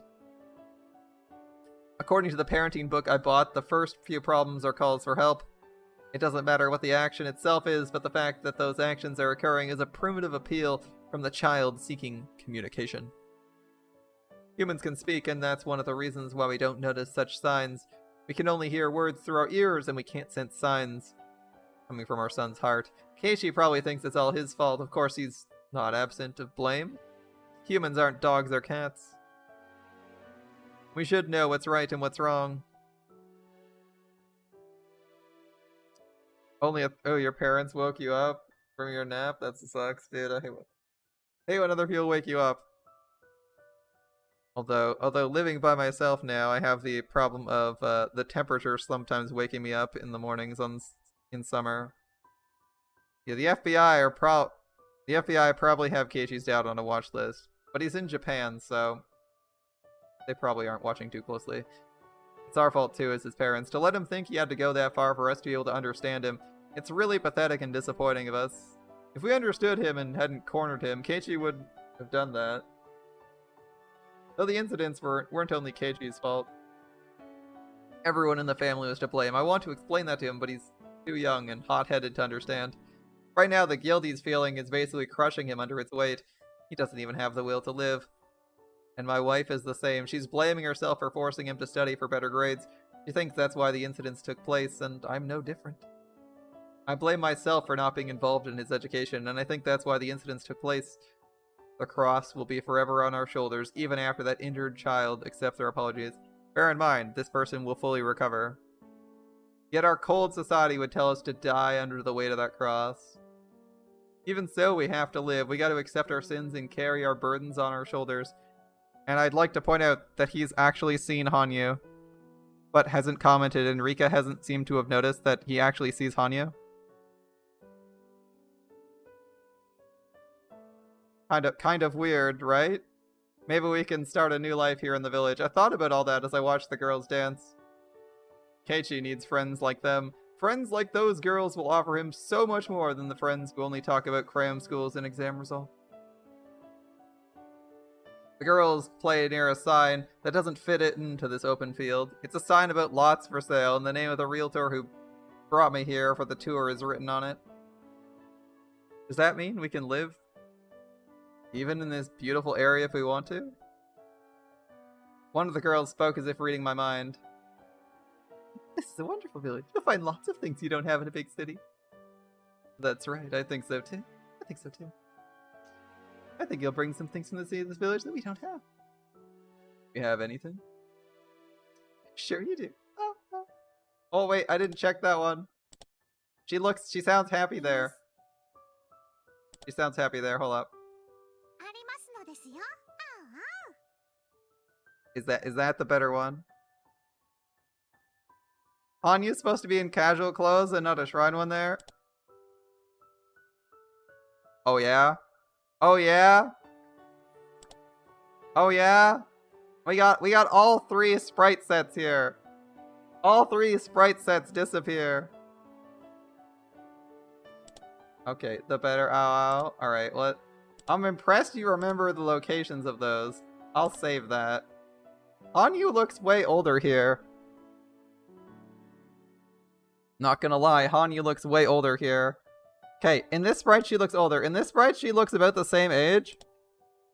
In this sprite she's clearly taller, and in this sprite she's clearly taller. Like she's like almost a head taller than Rika here. So like what, like 4 to 6 inches taller than Rika here? But anime heads are really large, so this is actually like a huge height difference.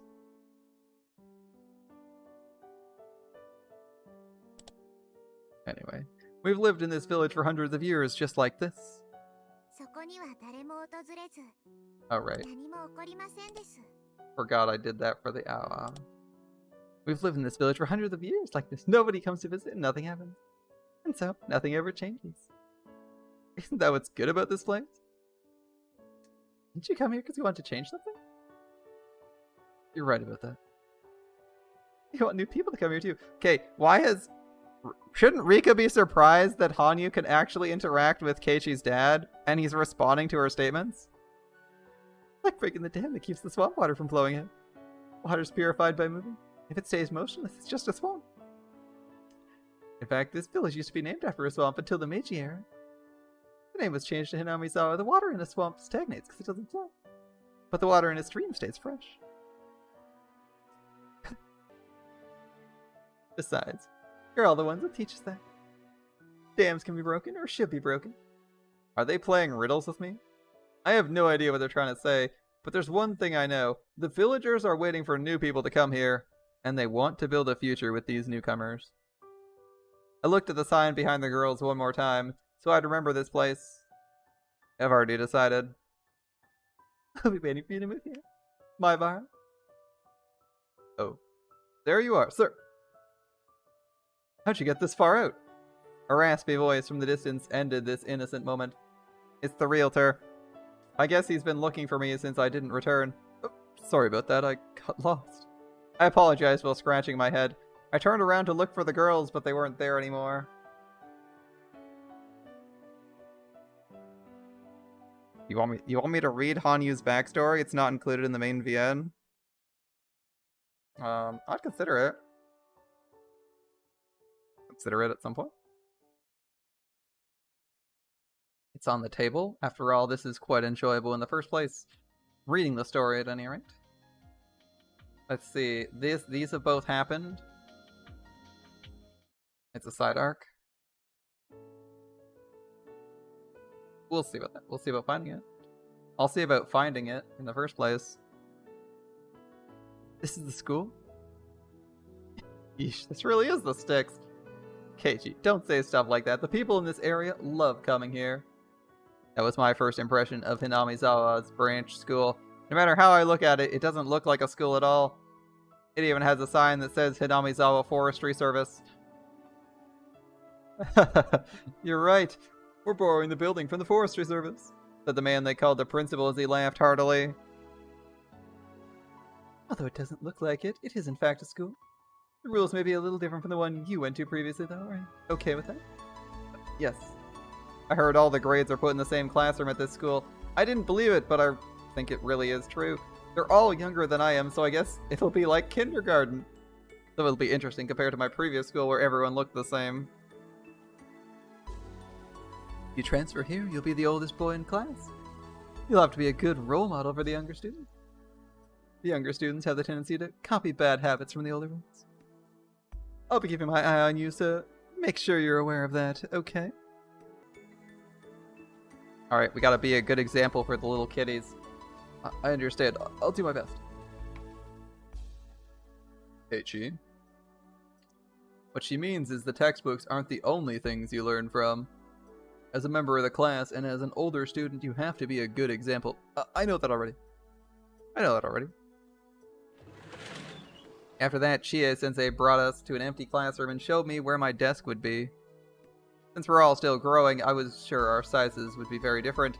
There's some desks that are way too small for me to even put my legs under, and some that are just perfect for me. There are approximately 30 desks in here, but since all the different grades are in the same room, I'm sure it's very lively. There's also a wall full of calligraphy and art from different grades. It's all pretty exciting, nothing like my previous school. It reminds me of the days when I truly enjoyed my school life. So you're saying the art looks good here? Like we're talking blue period art here? Where suddenly you want to be involved and do the art because you saw some radical art? Dad, I like it here. I like this school better than the other one in the town. I think my son likes it here. I want him to go to this school too. I see. School in Okonomiya has more resources and better teachers though. Even while saying that, Chie looked happy to hear a new student would be transferring into her class. My father and the teachers went back to the teacher's office to get the transfer process going. And now you're gonna spend an hour and a half here sitting there doing nothing, waiting for your dad to finish filling out paperwork. It sucks. In the meantime, I decided to stay in the classroom and look around.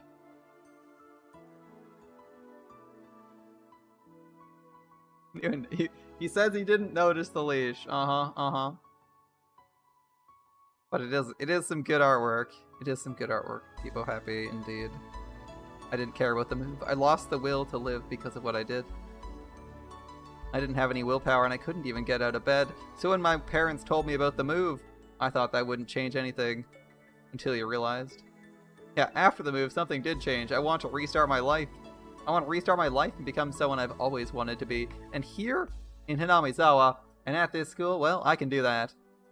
I'm not going back to who I was. I'll never again think that good grades are the most important thing in the world. I got a feeling I can learn the things that are really important in life here at the school. I've never had the chance to learn them before now, and it's almost embarrassing to put into words, but they're extremely valuable things. And if you don't learn them, you won't become a decent adult. He's got some goals. He's got some goals. The students at the school learned them a long time ago, and to them they were given, yet I have to spend time learning about them even at this age. How to make friends, that's a tough one. How to play with friends, that's a little bit easier. To play, things you can only learn from play. Things like socializing with others, etc. etc. It seems so easy, but it'll take me a while to learn them. I pushed those things aside and devoted myself to studying. I'm not trying to say studying isn't important, but you shouldn't become blinded by it. If someone says studying and good grades are the most important things in life, he's talking bullshit. It actually said bullshit, too. So I can restart my life here at the school. I'll become someone I always wanted to be. Good luck. It's really hard to transform yourself, even if you just move to a new school. I don't know if you guys have ever tried that, but it's fucking hard. Holy shit. I noticed 2 girls looking in at me through the window. The schoolyard must also be a playground for these children because I saw a lot of them playing earlier. I guess these 2 noticed me walking around the classroom and became curious. Well, that's natural. I'm a stranger to them. Should I say hello and let them know I'm starting school next Monday?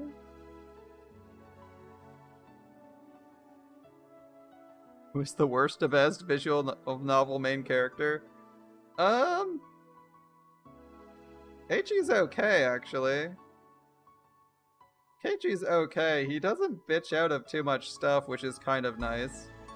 Protagonists that bitch out of stuff and waffle about are really annoying. Ones that actually try to do stuff are nice. I didn't quite care for the Danganronpa V3 protagonist. And I mean, Taku had a lot of problems, but it seemed like he was actually trying to solve the issues, so when we got to final arc, so I guess he's not too bad. Even if he sometimes looked like a colossal idiot whenever he's doing stuff.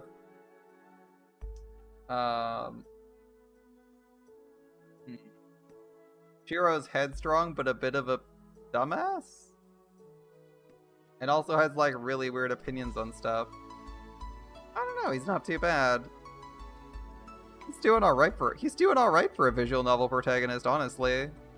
He's not super grating, and like you don't have to follow him the whole time either, which is really nice. Keiichi has this upside where you don't actually have to follow him for every arc. Like this is literally the first scene. We're like 4-6 hours into this visual novel, and this is the first scene we've seen from his perspective, and we won't necessarily follow him the whole novel. So I think that's an improvement. Yeah, so even if you don't like him, you don't have to follow him the whole time. Which definitely helps. Finally. Been waiting so long. How? This will change things. Because Keiichi's the 6 on the die. Yes, he is, but his die rolls a 1 far too often. It's not Keiichi's fault, though. It's all your fault, Hanyu. Because of you. Apologize to Keiichi. Rika, why are you teasing poor Hanyu? Why are you teasing Hanyu? I know she's lazy, but why are you teasing her? How do you know my name? She said my name, didn't she? Did I hear her wrong? I've never met her before. Pa, are you a new student? Nice to meet you. I'm Keiichi Maibara. I'm starting next Monday. Take care of me, okay? Good thing. Wait. That one looked like it could have been exceptionally good. We need high quality owls.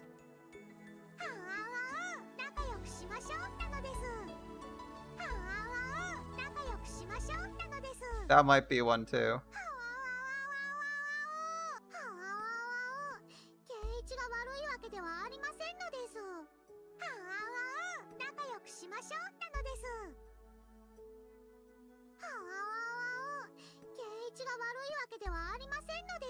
I don't know, first or last one?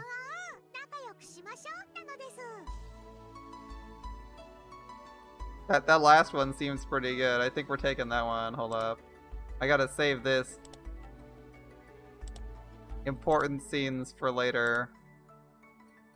Important shot for later so I can save that. Oh wait, hold up. We're a couple lines ahead. No! We're a couple lines ahead on the dialogue, so I won't actually be able to see that. Damn it. This is why you never go forward. Because if I load this, I believe I won't have the text. I'll have to go to the previous arc, but we know what it is. I'll know what it is from the save points. We'll be fine.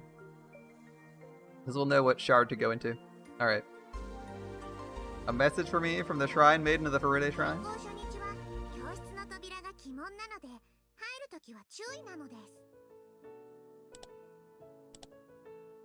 A message to me from the Shrine Maiden.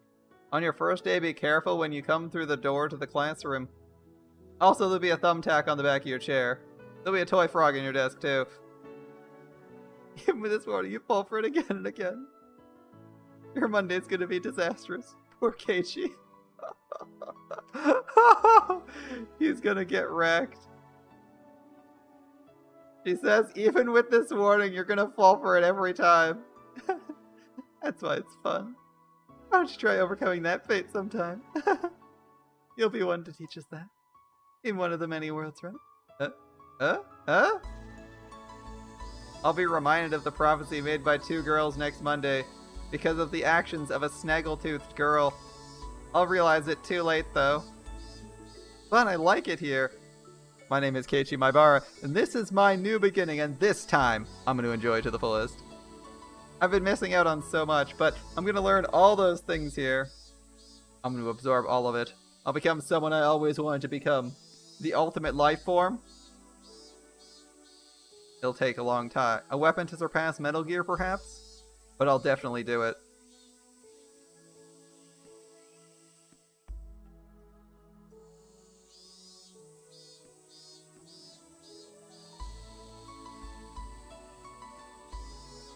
Gotta be honest, even living a simulation of Raiden's life doesn't necessarily make you as good as Raiden. So, good luck, dude.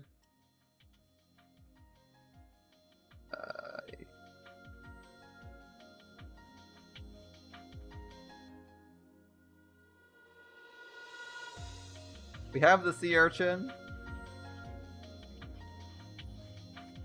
I'll take the invitation, I guess. Grandfather's articles were trampled on. We have proof it's clear as the pathogen causing Hinamizawa syndrome. Why can't they believe in its life cycle? Because you're making massive leaps of logic because you're blind to simple prescriptive logic? Descriptive logic? The basic foundations of logic you're blind to. Even if A implies B, A does not imply C. They're not directly connected. There's no causal link. You have to prove B exists in order for C to exist. Come on. They've never heard of it before? Because they can't imagine it? Because there's no way something that absurd could be true? This rain is crazy loud. Don't tell me that. I can't bring myself to care about the limits of these commoners' understanding. Why can't anyone believe the truth of my grandfather's article? It's been proven by the Erie Institute. Because small elements of your grandfather's article have been proven, but it is widely unproven, my friend. Why do people continue to believe that humans are a special existence? Humans are simply a species of animal, and when various parasites that control their hosts exist, how can people declare parasites that use humans as their hosts don't? Wait, that isn't the problem. Proving it's the problem! He wants to become a Discord bot. Oh, that's Taku's goal. Taku's setting low. Taku has exceptionally low aspirations. Because everyone believes my grandfather's article up till now. Isn't that why the Ministry lent me their assistance? But out of nowhere they turned cold. In other words, every bit of their help was because Koizumi had my back. Nobody actually read the article? Did they pretend to in order to make Koizumi happy? What's the meaning of everything I've done till today then? I thought I achieved something, but what have I really accomplished? I don't know what's going on. All I can do is wallow in grief. The more I think about it, the more I no longer understand the meaning of my own life. Didn't Mio Takano devote her life to being useful for her grandfather? I haven't done shit for him at all. Count 3 with my grandfather and I go on to count 4. What a crazy thing to say. No. If I let my mind wander, I doubt about myself and my life will slip in. I'm gonna fill the gap in my heart with alcohol. Good plan. Isn't it strange to presume the existence of something that can influence human thought? It's true that Hinamizawa syndrome isn't the actual cause of ideology. You literally just pitched that to the fucking board of directors and you're saying, oh, it's true, it's not actually the cause. You literally pitched the foundation of all ideology and belief being Hinamizawa syndrome, and now you're turning around and saying, well, that isn't quite true.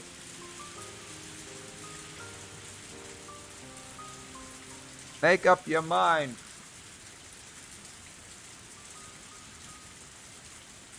The best it can do is drive people mad. Socialism and capitalism don't originate with it. In the era my grandfather was living, you couldn't talk about the world without ideology. The article came from that time and age, so some of his inferences might have exaggerated or biased, but that's no reason to deny its foresight. I did specifically say you need to write the article for the people who are going to read it, and you clearly didn't do that. If your inference says all ideology is founded upon parasites in the brain, and then you turn around and 1 second after the meeting go, well, that's not quite true, but how dare they deny that being true? Like, what? You expect someone to take you seriously when you don't even believe what you're pitching them? Pretty terrible job editing, not gonna lie.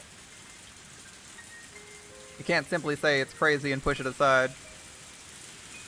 Besides, most important thing they ignored is the fact that Rika Furude, the Queen Carrier, holds the fate of the village in her hands.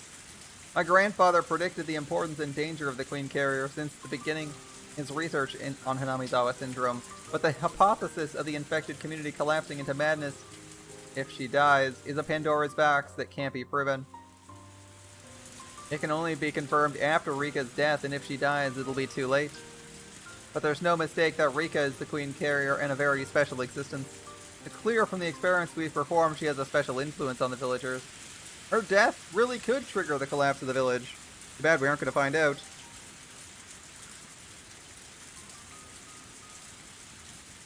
There's no mistake. My grandfather predicted it. To say all of that sounds like a comic book is too cruel. Yeah, but we're not going to test that. And even if we do, we're not going to find out because you fucking kill everyone in this village before you find out anyway. You're a fucking idiot. For them to call the preparations we've made to protect her a fictional project that was used to tunnel funds. Well, what I'm doing now is simply what my grandfather was going to do. Therefore, insulting my research is the same as insulting my grandfather. According to my grandfather's article, the first thing that needs to be done when researching the syndrome is to protect the queen.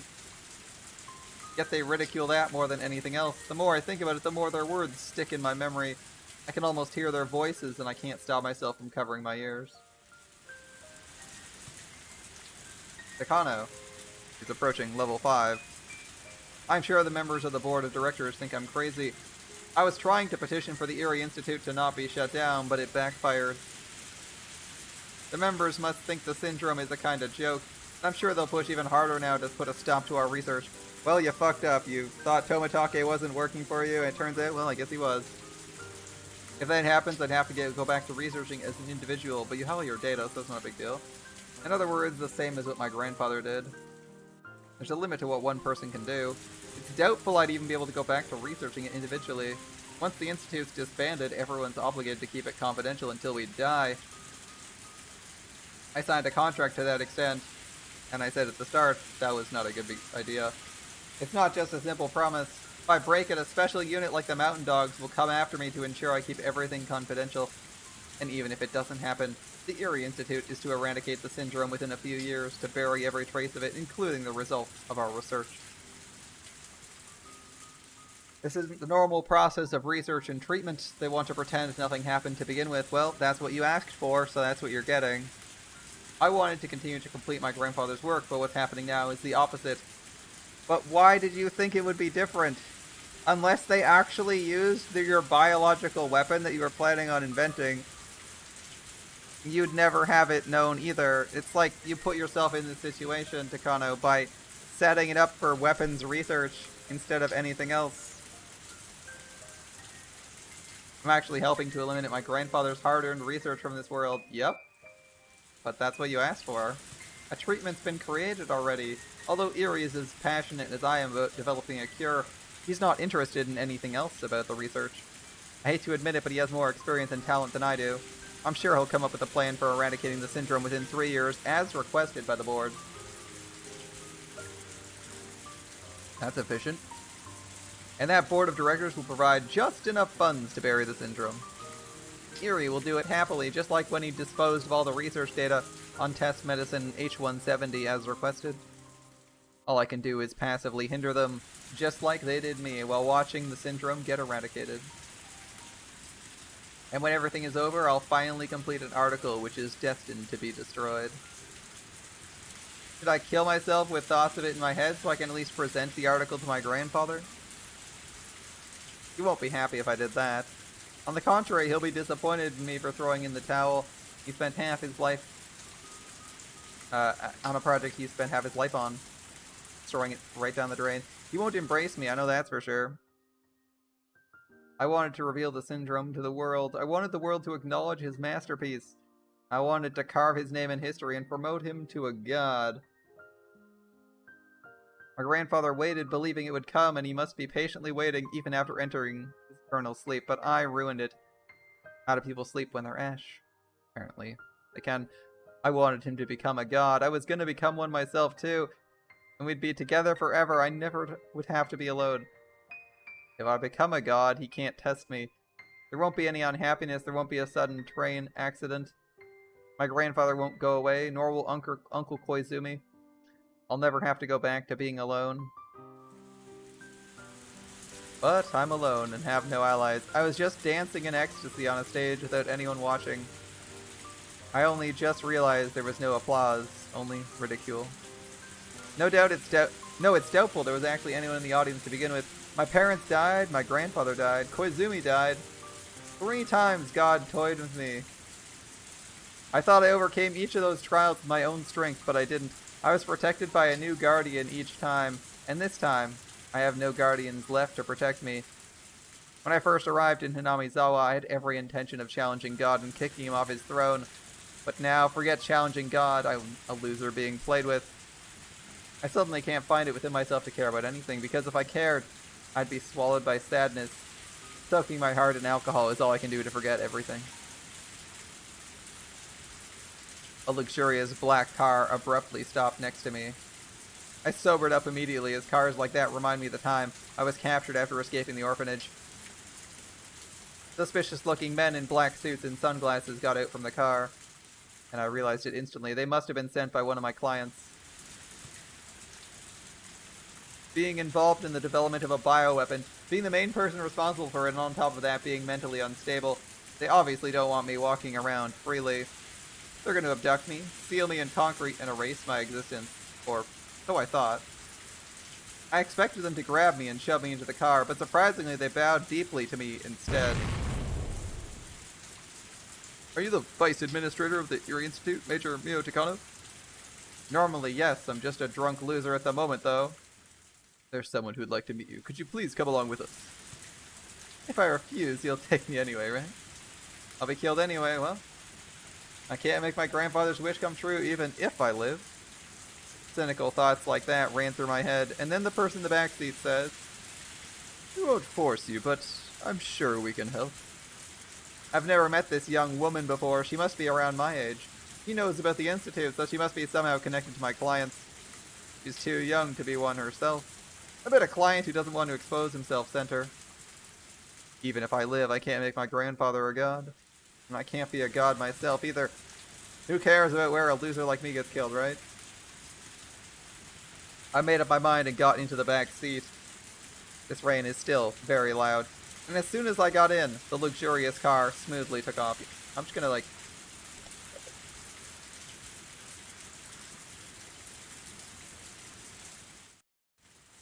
It's the music, apparently. Okay. I'm just gonna turn the music down. That is way too loud. For rain. Like, holy shit. Rain in a novel, that's way too loud. As soon as I got in, the luxurious car smoothly took off. Silence filled the car for a time. They are the ones that invited me. I don't really have anything to say myself. Long time no see, though I'm sure you don't remember. We met in passing at Koizumi-sensei's funeral. Oh, you did? Sorry, I don't remember. There were so many people at the funeral. I can't recall any of them, but why is it that... Is that what she's opening with? Does that mean she belongs to the Koizumi faction? He was very active as one of the opinion leaders during the post-war restoration. You can't begin to talk about the way the country is today without mentioning his accomplishment. Poor guy. He's returned. When we were building the country from the burnt fields after the war, our nation's supporters were united. Unfortunately, it's hard to say that now. As our time of peace grew longer and we started seeing the new generation who didn't remember the burnt fields become key national figures, we saw a decline in those who understood the noble intentions we started with. As the final remaining member of those noblemen, Koizumi was the central pillar guiding us into the 21st century. After his death, the Koizumi faction quickly fell, and as a result, other factions are extending their influence, leading everything to become a mess, right? I heard about these things from Jiro. It's really no different from the Sengoku era when a lord or military leader died back then. The struggle to become his successor brought chaos to the nation, and nobody was ever unified. This country hasn't changed for hundreds of years. Exactly. Unfortunately, when we built peaceful Japan into a comfortable place to live, the noble intentions that guided us from our outset have been forgotten.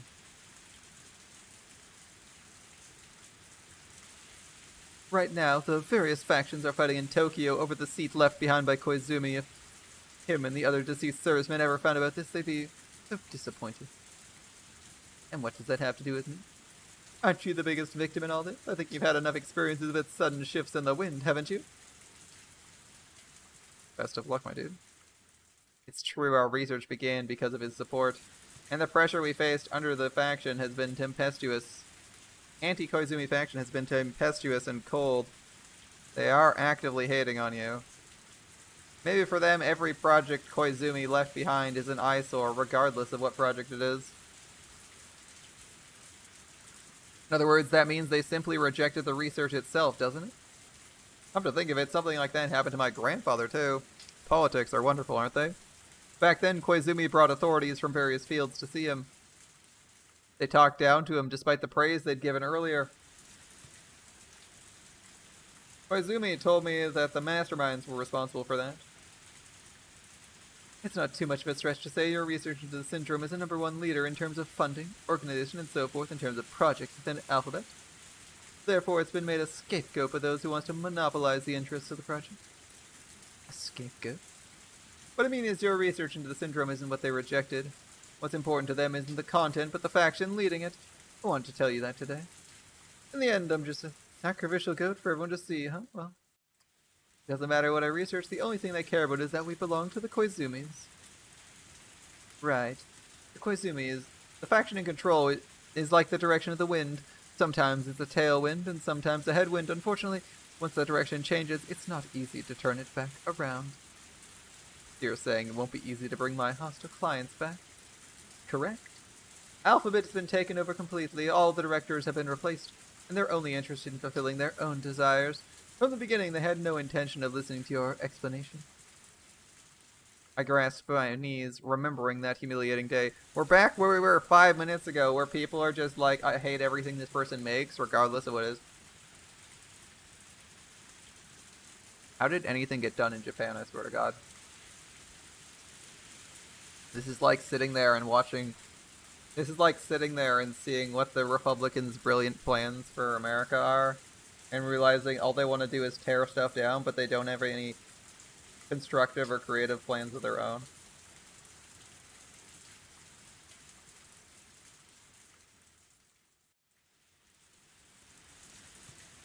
Let me change the subject for now. What would you consider the objective of your research, Takana? The fulfill my intellectual curiosity. Isn't it the promise you made with the late Dr. Takano you looked up to as your grandfather? Well, that's surprising. Koizumi once told me this fact could become a hindrance, so I never told any of my clients about it. How did she find out? Well, if they know that, maybe they know more about us than I think. Where did you hear that? Koizumi told me. What? Ooh, we're not your enemies. Please relax. We're here to help you. I don't know who she is, but I know she's here because she wants something from me. So what is it she wants? She knows about the relationship between my grandfather and me, so I can't be careless. In order for us to help you, we need to have you tell us the truth. In other words, we want honesty. Oh, I don't know what you're trying to say. What is your true purpose in researching this interest? Have my grandfather's masterpiece acknowledged for what it is, and to have him become a god. Isn't it to have the world acknowledge the late Takano's research? And get revenge on those who trampled on and looked down upon the articles your grandfather wrote with all his heart? I'm reaching the limit of not letting my surprise show on my face. How much does she know about me? In the first place, who is this person? She doesn't even have a sprite! Or a background in that matter. For that matter. How does she know everything I'm thinking? I can't admit that out loud in any case. I have appearances to consider, but while this elegant woman was wearing an angelic smile, she laughed with the devil's seductive whisper. She's several times better at it than I am. A simple smile and a devilish grin are completely different. An ordinary smile means goodwill, but a malicious smirk means the opposite. She can read my deepest thoughts, and while doing so, she's testing me to see how honest I can be with her. Well, whether I tell her the truth or not isn't the issue here. She's testing to see if I can trust her enough to confess everything.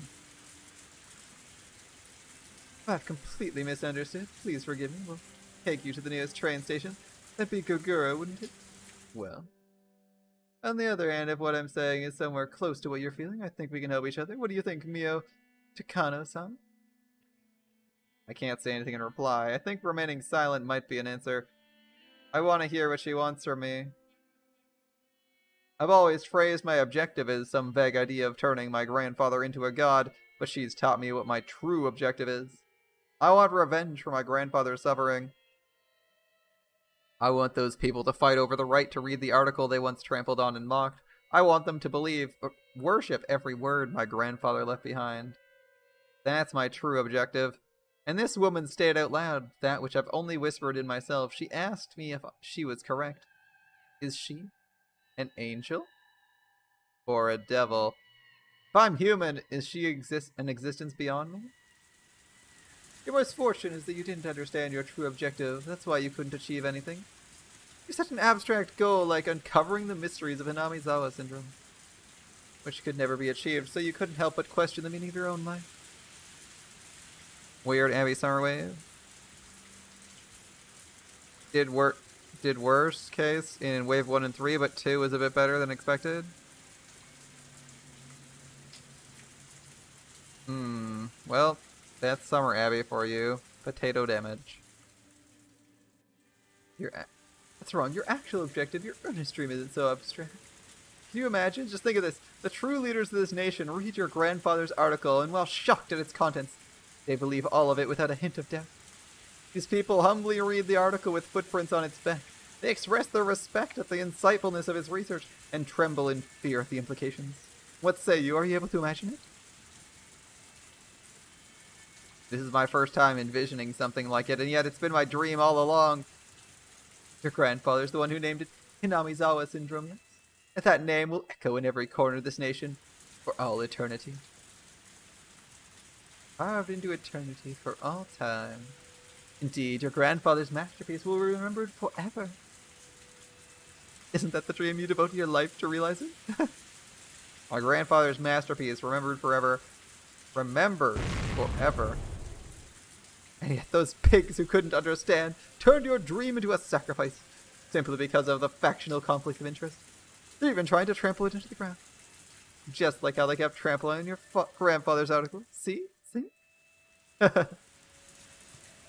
You must be full of regret. The data you worked on so hard is indeed the same as the article your grandfather did his best to produce.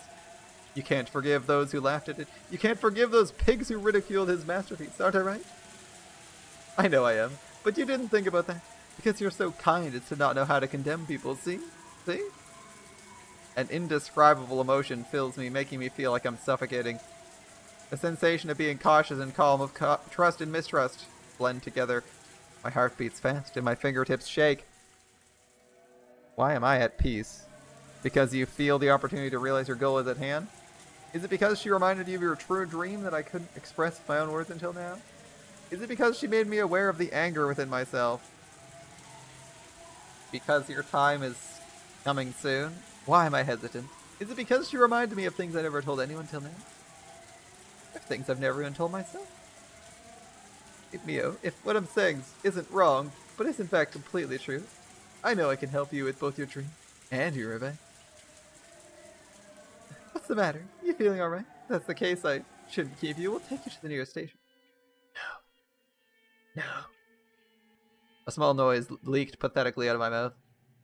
Like a child apologizing for a prank. Did you say something? I know she heard me. The woman smiled, trying to make me say it again. That's not it. I'm doing perfectly fine. I'm glad. Let's continue then. If that is in fact my dream, what can you do? I'll help you with both your vengeances. One for your grandfather. We'll make those who ridiculed his article humbly take it into their hands once more. The one they violated. The other is revenge against the board of directors for trampling on your research because of their factional conflict. Revenge against the pigs who tried to stomp not only on your work, but your life as well. Revenge against the board by having them read my grandfather's article. We'll be honest with you too, we're helping you because our interests are the same. We can't allow the project Koizumi established for the sake of the future be eaten by these lowlives after his death.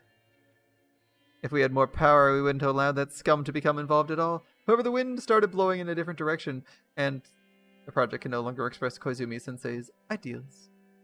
It's become a pigsty for them to satisfy their desires. Koizumi, who gave them the name Alphabet Project, would not have wished it to remain this way. The project should have been shut down the minute it deviated from his ideals.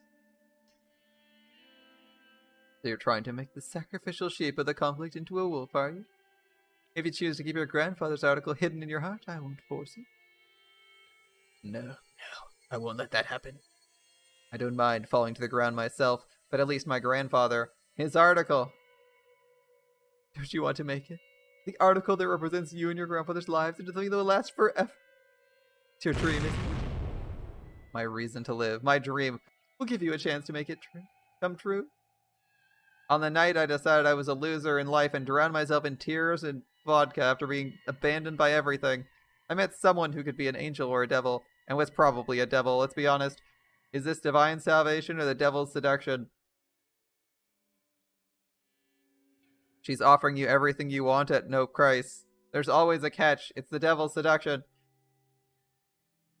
I fought with the board of directors regarding the continuation of our research, but that was completely off target. That wasn't my goal. My objective isn't to continue researching the syndrome, it's to have the world acknowledge my grandfather's research as a masterpiece. And somehow the method for achieving that swapped places my objective, causing me to misunderstand myself. The purpose of my life isn't to continue his work. It's revenge. Repay them for my grandfather's suffering. But how is killing the whole village going to help at all with that? That's what this woman's saying. She's promising to make my grandfather's research eternal. She promises an opportunity to take revenge against those who laughed at it. When Koizumi died, I thought God was playing dice with my fate, but my unshakable conviction gathered together a power stronger than God's dice. So perhaps this meeting happened for a reason. Didn't you give up and think you were a loser, but suddenly your conviction made things happen? What? What? That doesn't make sense. Damn you, God, you're testing me again. I'll overcome the death of Uncle Koizumi by being given a handout from someone more powerful than you. Okay. I'll make my grandfather an eternal existence by taking revenge on the god who tested me. I will, for certain, take my revenge. Okay. Well, she's very serious about that. Very serious.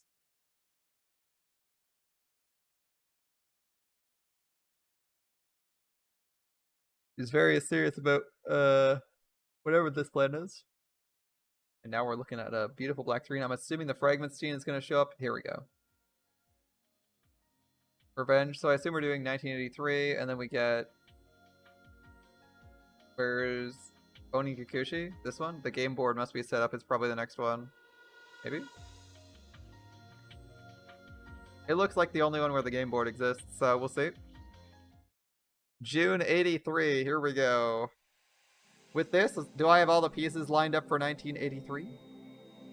It sure is a hard and exhausting job just lining up the pieces for the month of June. But I'm finally at the starting line, beginning from 0 at last. 3-0? What's that?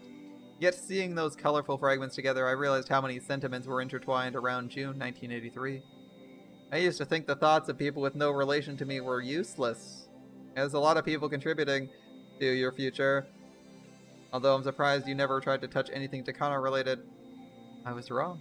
Rika did her best to overcome the fate of June. She did 2 things. One was to get in touch with the Erie Institute because she knew she'd be protected there. That was a big mistake. Ironically, Takano was the one who wanted to kill her, but it was the best move for her at the time. The other was to ensure the Maibara family moved to Hinamizawa. It wasn't certain they'd move here. They first decided to move here when the father felt something sentimental at the sight of us on the day he came to view the properties for sale.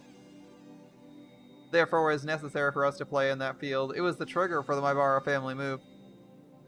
How boring's that gotta be, to know you have to play in a... You have to do an exact thing in an exact field, pretend to play to get him to move. It took me so long to find that out, though. After turning various conditions on and off repeatedly, I finally realized meeting Keiichi's father at the field was that cause. Keiichi Maibara is an important key for breaking Rule Z, one of the chains binding me. He's the fresh air, powerful enough to break the old and evil customs in the village. He created opportunities, but provided me with an important clue by letting me know that a strong conviction and the will to believe is what's important in standing up against a powerful fate. But I wasn't the only one who wanted him here. People in the Sonozakis who wanted to wipe out the nastier traditions of the village wished for him. Mion, who vowed to protect Satoko, and Satoshi because she was bothered by how irrational the treatment of the Hojos was. And then on the night of Satoshi Hojo's disappearance, she exploded at Oryu and voiced her true feelings. Oryu understood. She herself had come to understand the wicked customs of the village and had been wanting to do something about it. And yet she waited until 3 of the 4 people were dead. And then continued waiting and was planning on waiting until 4 out of 4 were dead. Because Oryu is a hate-filled person. And despite claiming to want to do something, actively avoids doing anything useful or productive.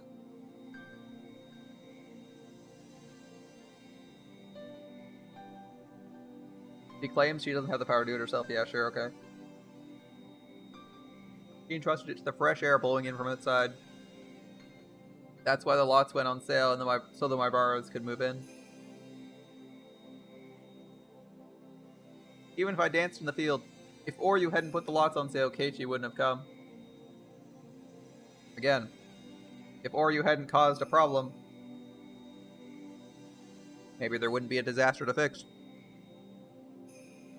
Reina Ryugu, who provided many important opportunities for Keiichi Maibara, was saved by returning to Hinamizawa after the deep emotional trauma of her parents' divorce sent her into the terminal condition. Keiichi's wish to restart his life was the same as the wish Reina had a year prior. Maybe that's why she's able to understand Keiichi. That's a decent prediction.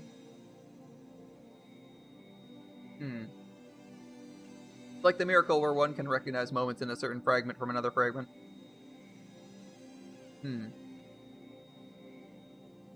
They can use the lessons learned from one fragment. Humans won't make those mistakes.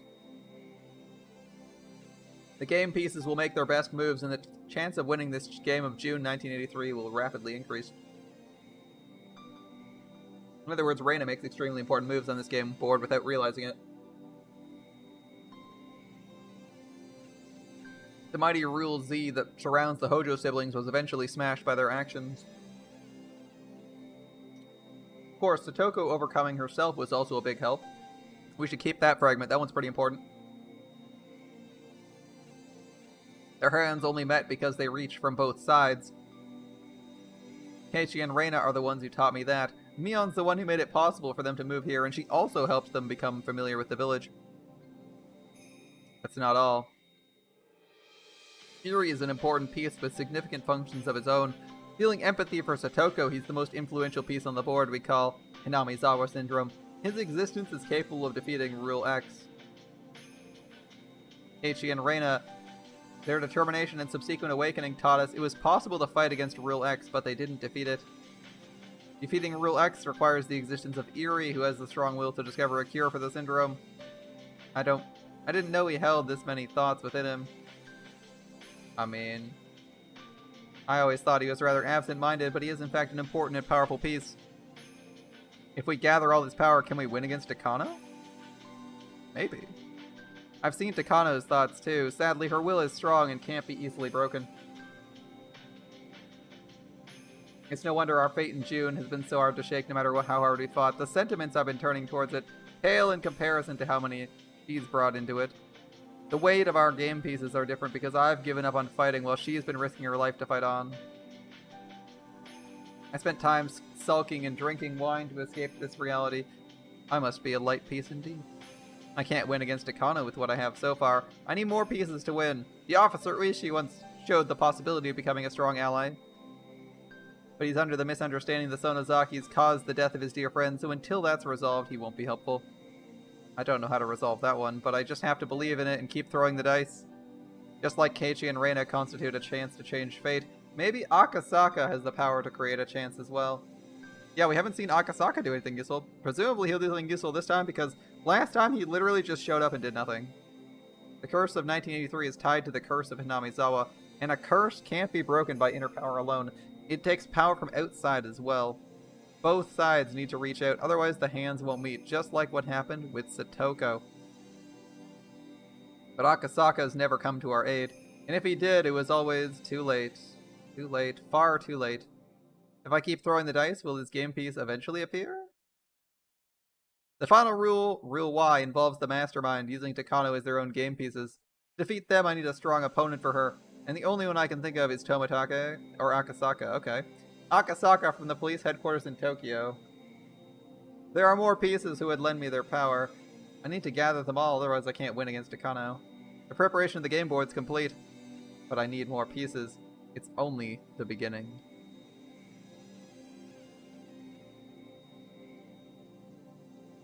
How many times have we relived this life? We still haven't seen all the possibilities? We haven't seen the possibility where we have Akasaka? Really?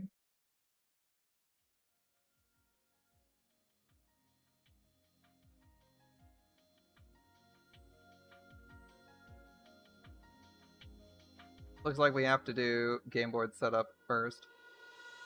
Has to be one of these two. Fragment of Onikakushi. We're getting close. We're getting so close to starting the final year. In order for Keiichi to become a game piece that can lead everyone, there's something he has to learn. A piece that's painful, pitiful, and sad. He has to learn about his friends, and to learn not to doubt them. He doesn't know the importance of trusting friends. He doesn't know yet. A slight mistrust grows into paranoia, and Keiichi is trapped within Rule X. At the end of Rule X, he leaves a sad note and dies. While it may be bitter and painful, it also puts him through the process of learning something very important. Hey Hanyu, he didn't need to apologize. In a few days, he left Hinamizawa to attend his relative's funeral. Tragically, he experienced an outbreak. I think this was necessary as his first step towards learning something important. The very first step towards smoking out Rule X and eventually defeating him. When this piece was all I had, I didn't even think of that.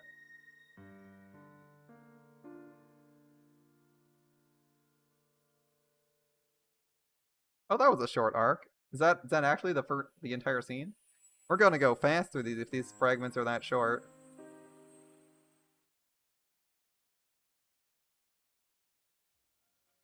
Damn, alright. Well, we got Onikakushi. These all just say game board, and that one said game board, so we can do all of the game board pieces. Tatari Goroshi. You definitely want a piece of Tatari Goroshi. This piece shows us the existence of the unreasonable Rule Z surrounding Satoko and reveals the most powerful adversary rule on the game board, Rule Y. Can the rule's exceeds be seen now? The enemy we need to fight, the things we need to learn, are all gathered and revealed in this fragment. At this point, it's impossible to reach Rule Y. Fighting against Rule Z's effect on Satoko is the best that can be done. But in this piece, we made the mistake in our approach for fighting it. The outcome we gained through erroneous means is erroneous itself. Keiichi learned that through his own experience, and a tragedy doesn't possess the power to overcome tragedy. Violence doesn't possess the power to overcome violence. What do you mean? That's exactly how you win wars. If they can grasp that, all the pieces on this game board will learn the true way to fight. That's right. You can't stop someone from being violent by being violent to them to stop them from being violent. If only Batman learned this, he would just naturally turn himself into an insane asylum and let the Joker run wild, because he can't win with violence. The Kano is too powerful. The shocking end of this piece doesn't allow us to learn it that easily. Yeah, these are really short pieces, damn. Guess we're doing a short review of what we learned from each chapter.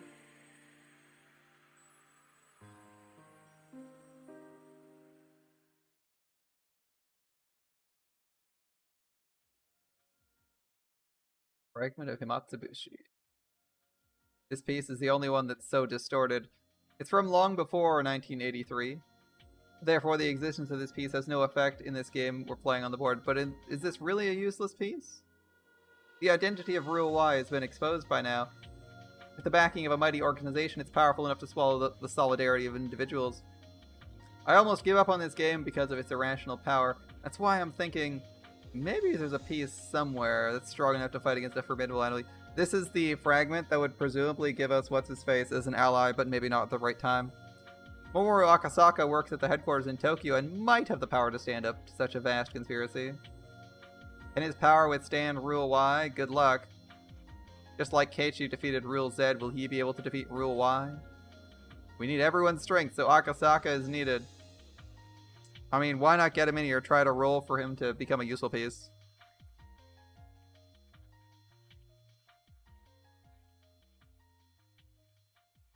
That matters. It's all that matters. Just keep rolling the die until you get him to be a useful asset. If you think you can turn him into a useful asset, then you should go for it. Kind of wanted to roll for Sabershiki, but what's done is done. Yeah, I mean, you spend like all your stuff on someone else. It's fine. Sabershiki's not that good anyway. This game piece reminds us no matter what happens on this game board, everything is due to the curse of the Sonozaki family. Or the Sonozaki family pulling someone's strings. Or to put it in my words, this is the piece that makes everyone aware of the existence of Rule Z. It's been a while since we named the rules. It's hard to notice with this piece, but this is a complicated fragment where Shion, while trapped in Rule X and mistaking it for Rule Y is hurled about, comes to notice the existence of Rule Z. But it's also the piece that teaches us the rules of the game board. By the way, the piece called Shion Sonozaki is a piece coming from the outside, at least from the game's point of view. She dislikes Satoko at first, but through this and another piece, she can learn something important. She challenges Rule X and then grows to be a powerful piece to fight Rule Z. The most ridiculous part of this fragment is that it's hidden so cunningly and doesn't seem that way at all with just a passing glance. We definitely had to live through these. Learn from your mistakes and become a powerful piece. Lend me your strength to defeat my enemies. Is Shion that powerful a piece? I guess she stabilizes Satoko for a while.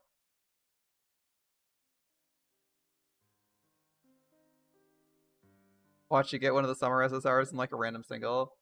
Oh, I'm sure it's gonna happen. We have with Tanagashi, don't we? Yeah. This is Mayakashi.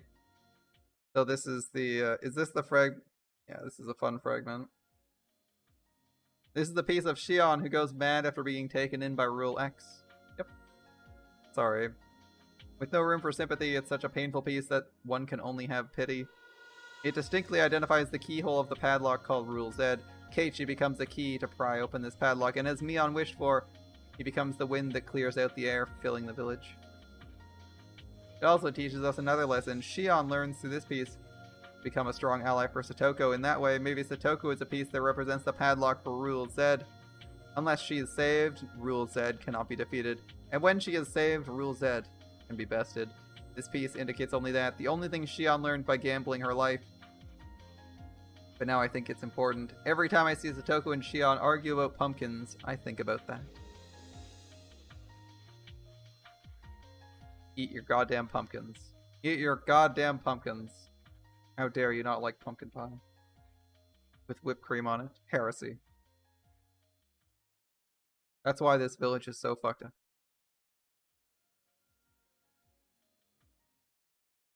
Yumi Horoboshi. The last arc. 2 arcs ago, right? This game piece has an important meaning for us. Because it showed us the first time it was possible to poke a hole in the fate of June.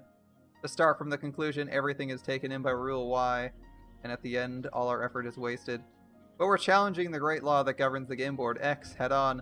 We're using everything we've learned from other fragments to prove it can be beaten. We grow by learning, and in a game with no hope of winning, we discover a chance at victory. It taught us that. With this game piece, X was almost completely defeated. Keiichi and our other friends won't be led astray by something as pathetic as the Hinamizawa syndrome and dance in tragedy anymore. It taught us that rules aren't indestructible and possible to overcome. In other words, it gave us, the ones on the outside of the game, hope. It's an important fragment that serves as our turning point and the trigger for everything else.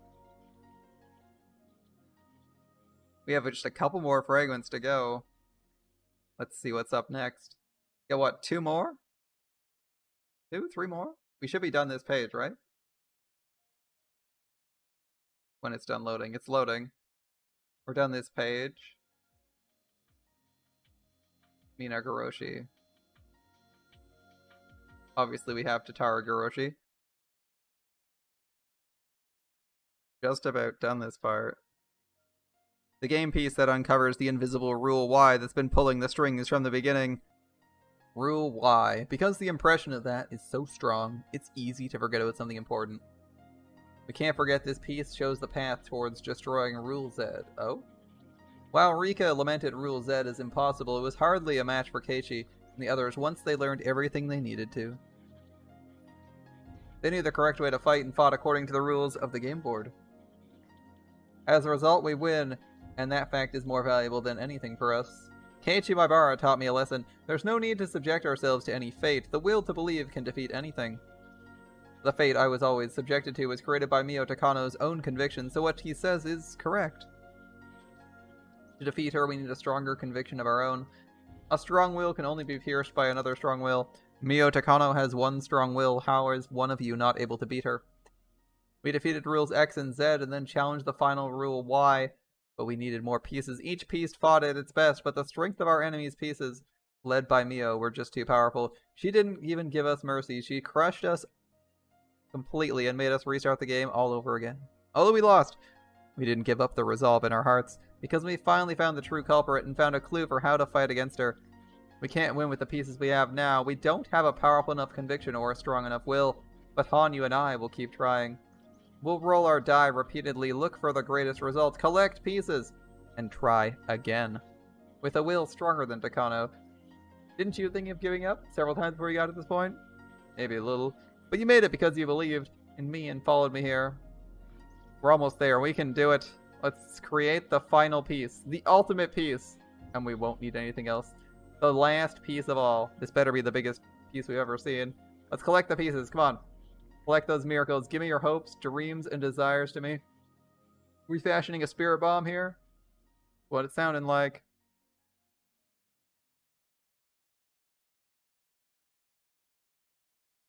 What it sounded like.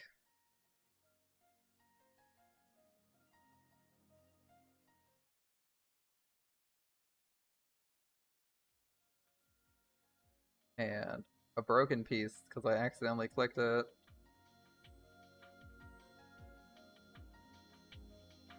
I counted 7 fragments, and then I tried to use it to see what would happen, and it told me to fuck off. Well, I'm gonna get it now. Click.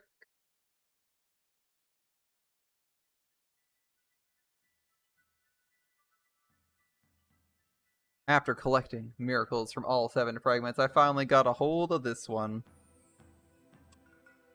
Is that a big one? I guess so. This fragment holds our final fate. Saying we can't go further past this one. Before we take a peek, let's wait for a little bit. Oh, you want to wait now? We've been waiting for the plot to start for a while. While you explain the pieces on this game board that we kind of already knew about. The fate set inside will be decided the moment we take a peek. Have I told you about the story of the cat in the box? Yeah, Schrader's a cat. Is the cat in the box alive or dead? If you open it, you'll know, but you don't know until you open it. It could be alive and it could be dead. In other words, before you open the box, the living cat and the dead cat simultaneously coexist. And at the moment you open the box and find the truth, the incorrect answer vanishes into the ether. The inside of this fragment is the same principle. The future we desire and the future Takano desires simultaneously coexist. They're opposing and denying each other, but once we take a peek, one of them will disappear. One of these futures will be gone. If we have enough pieces, we can take a look inside this fragment, but we only had the same pieces lined up the same way on the game board, and the game under the same condition was Takano's complete victory. We've already tried that in Minagoroshi. We need a few more pieces. We need the help of a piece that's powerful enough to defeat Rule Y, and until I get a hold of that piece, it's too scary to take a peek inside this fragment. But how do I get that? Well, it's a piece I've never gotten a hold of before. To obtain it, I need to look just one more time.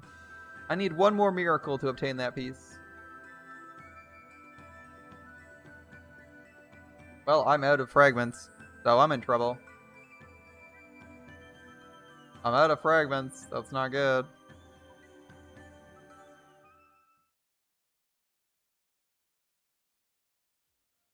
Leftover fragments. Do you need the final miracle? Apparently we do, because we need another miracle, boys.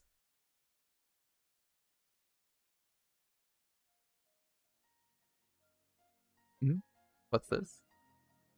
What's this? Oh, she actually says what's this. I never noticed this tiny little fragment. Sometimes a fragment gets cracked and it breaks, just like how the fate we believe in cracks sometimes.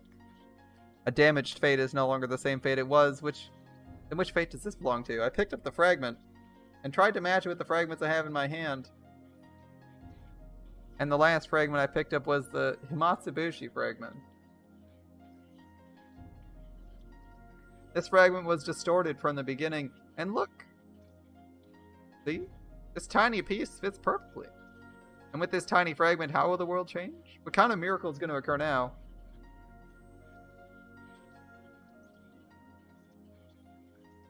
The whole world warped. Since I put the broken piece back where it belonged, the distortion centered on the crack. But that doesn't mean I can't take a peek inside. It's already past 1985. It's a time long after Rika and her friends' stories tragically ended in 1983. With some mild interference, an order crackled through their headsets. All units, Chief has a message to you, so listen up.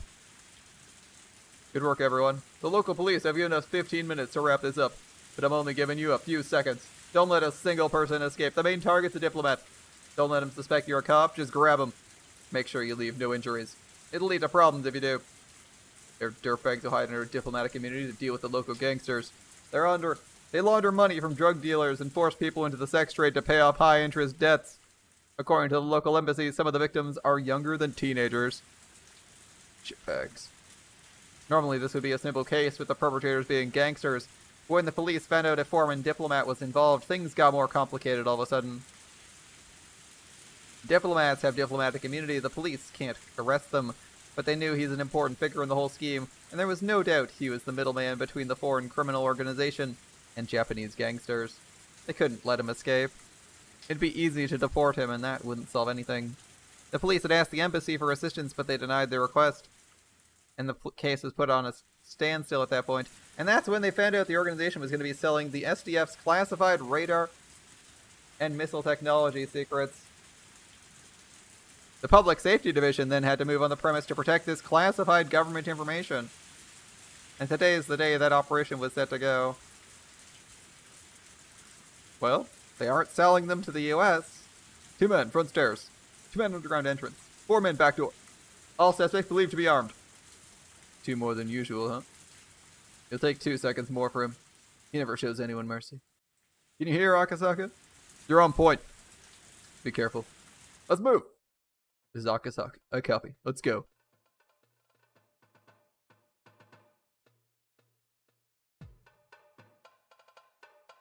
a man suddenly appeared around the corner downtown. It was Akasaka.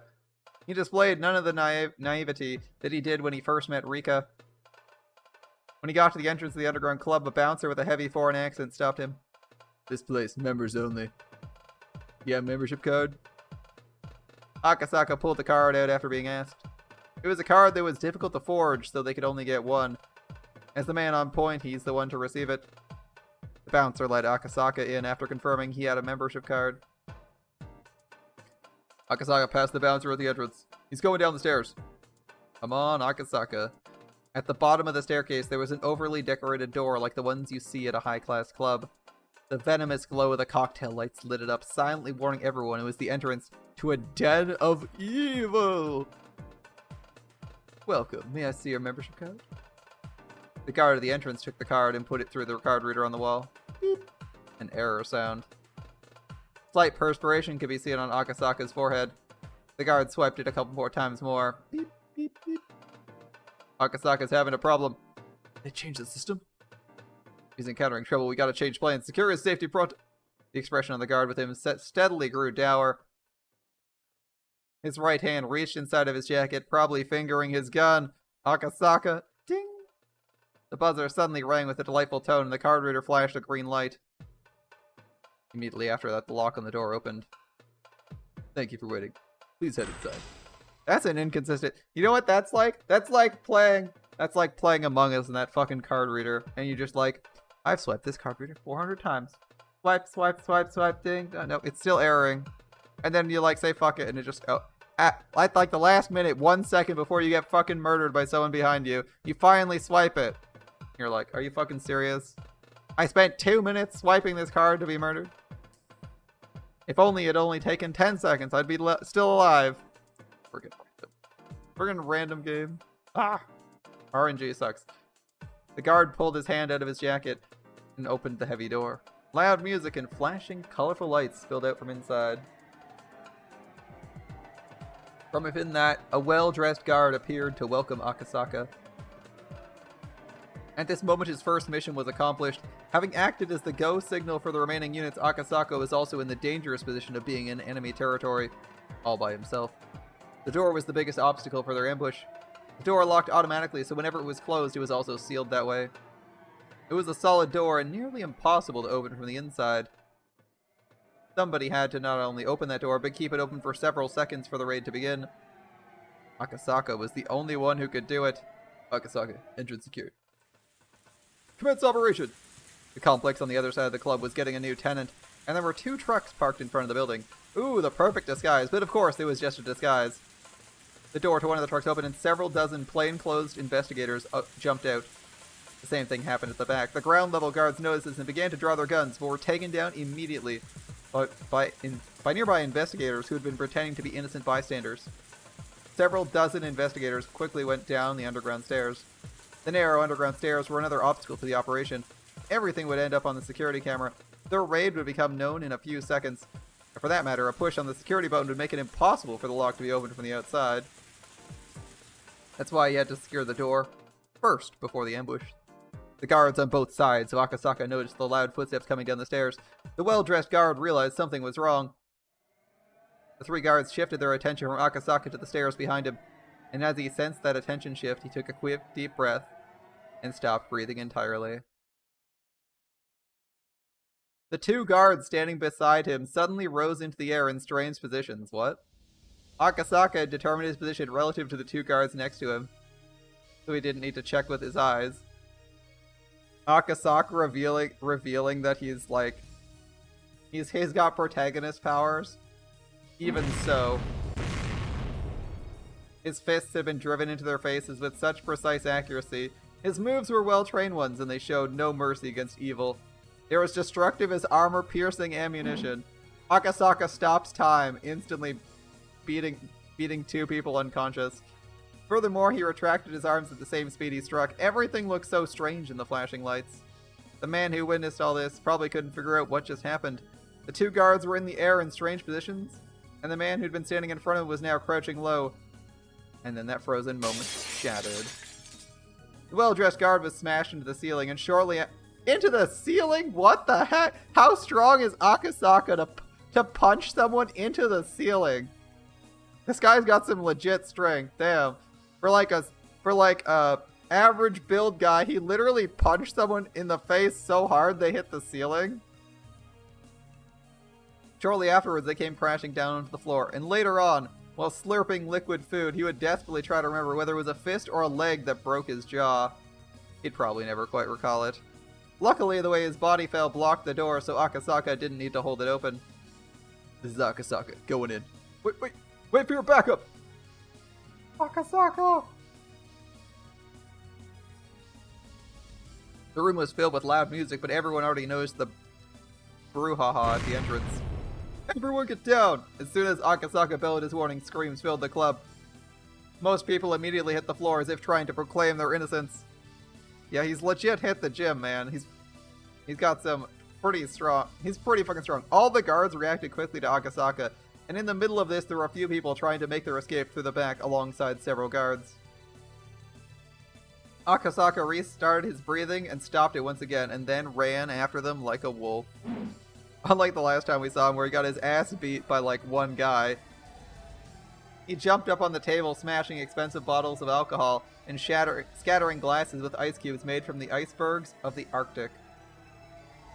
A foreign bodyguard whose previous profession must have been a professional boxer thoughtlessly stood in front of Akasaka, and with a heavy accent he tried to taunt his opponent, but Akasaka couldn't have cared less. The only display he was able to put on for him was that he was able to block Akasaka's attack, but that wasn't even an effective guard. The power of Akasaka's punches were so incredible, they simply broke his bones in an attempt to block them. Imagine putting up a guard and Akasaka fucking punches through your arms.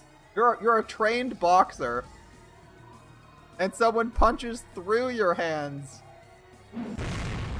The man's arm warped in a strange way, and the moment after the agony showed on his face, Akasaka's left arm ground into it.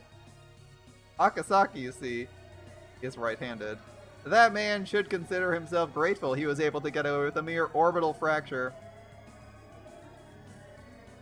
Thinking it was his chance, another man attempted to tackle Akasaka from behind. He assumed, no matter how strong a man was, he'd go down quickly when attacked from behind.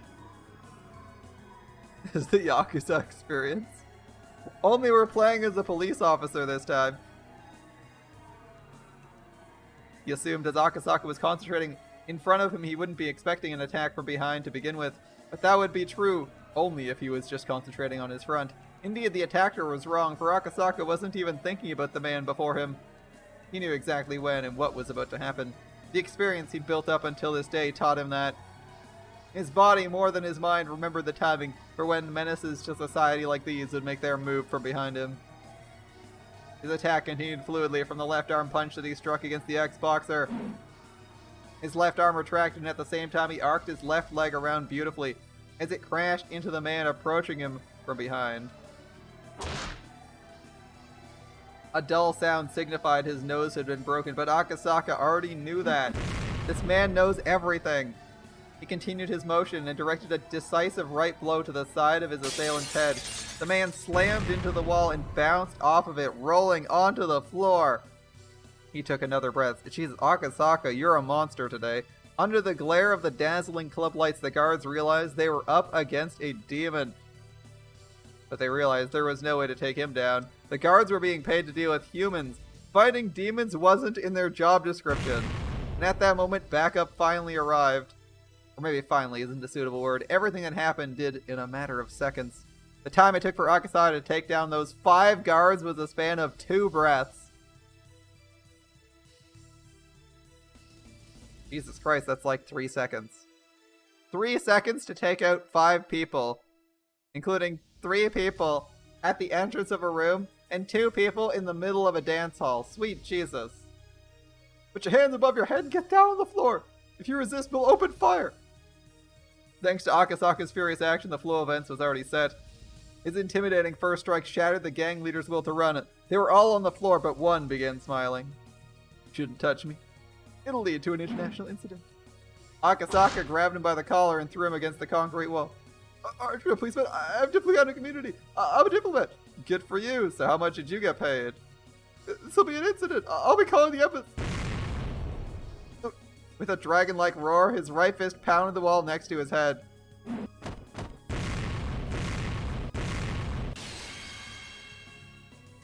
Immediately after that, his left fist pounded the wall on the other side of the head, and soon enough, Akasaka had pounded the wall 7 times, each a sliver away from the diplomat. Akasaka has not played too much Yakuza, but he's probably the inspiration for one of the games. If not one that's out yet, they'll make one about him. His fists were easily powerful enough to crush the man's head. The diplomat crumpled to the floor. Akasaka, target secured. Further investigations uncovered a secret getaway route that even public safety didn't know about. Dozens of Soviet military-grade machine guns were found, and if Akasaka hadn't stopped them there in the club, they would have escaped, or even worse, the operation might have ended in a brutal death toll on both sides. All thanks to how well Akasaka executed his duty, the operation was completed without a single shot fired. You know, I was gonna say, I'm waiting for the Russian weapons. I was like, I'm waiting for it to be revealed they're Russians. 2 seconds later, Soviet military-grade machine guns. Oh, they got, like, oh, foreigners with AKs. Ooh. I guess that could be anyone, honestly. I shouldn't say that. Come on, hurry. The local police will be here soon. Put them on the truck. Since the foreign diplomat was involved, they had to make sure it didn't look as though the operation was carried out by the police. Instead, it was made to look like a simple gang war. They'd dump the useless gang members and hand over the target to the police. Of course, before handing him over, they'd make sure he spilled everything he knew. He'd be used as a negotiation device by another part of public safety. They found plenty of evidence that he was tied to an underground criminal organization. Not wanting a persona non grata on their hands, the embassy would likely cut all ties with him, and the rest would be business of the other departments. Public safety's job was to take care of things that regular cops couldn't deal with. Akasaka, are you okay? Come in, Akasaka. This is Akasaka. We're on our way. You've done it again. Report to the chief to get reamed out later. Akasaka, you sure are a demon. 5 men in seconds? That's not even karate anymore. Your fists should be recategorized as lethal weapons. Drew was lucky none of them drew their guns, though. Knowing how brutal Akasaka is, he could have turned them into honeycombs. Oh, shut up. Don't make me sound like an assassin. I show no mercy against evil, that's all. The pigs he caught were no average criminals. They committed many unforgivable sins, and the strength behind his fists was proportional to those sins. The heavier their sins, the more powerful his blows. Come on, round him up. Akasaka, make him hurry. The local police will get here. This is Akasaka. Understood. Didn't you guys hear? Hurry up. Roger. Command, we got 5 injured. Please have meds ready. There wasn't any trace of Akasaka's old naivety. He'd grown to be the vigilant ace of his department. So Akasaka's apparently pretty good. But, if Akasaka's this good, what is this fragment gonna teach him? What does this fragment teach him other than that he can punch people?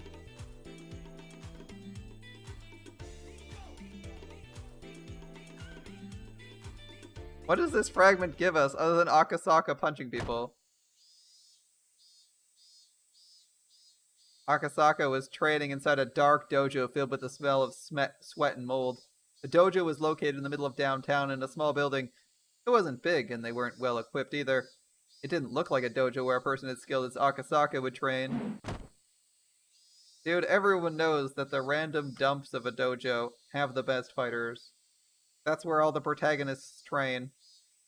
There were only 3 or 4 students there, including Akasaka, but this was the dojo he picked. To him, karate was certainly a weapon for crushing his enemies, but now he was seeking something further from it. He's attempting to reach beyond and achieve the void, perhaps? To achieve his goal, a dojo with many young students having actual physical lessons wouldn't work. He'd gone to so many dojos, and this was the one he finally settled on. Every time he punched a sandbag, the thud of his punch and the clang of the chain would echo. He wasn't just punching blindly. He thought first, developed those thoughts, and then... bam. It was more of a deep, low vibration than a proper sound. The drops of sweat scattered, and the dust swelled up in the air. It was a perfect blow, embodying the concept of 1 strike, 1 kill. But he wasn't satisfied. He closed his eyes, controlled his breathing as if trying to hear the cry of the cicadas, and punched again. From a beginner's perspective, it looked like he was taking breaks between each.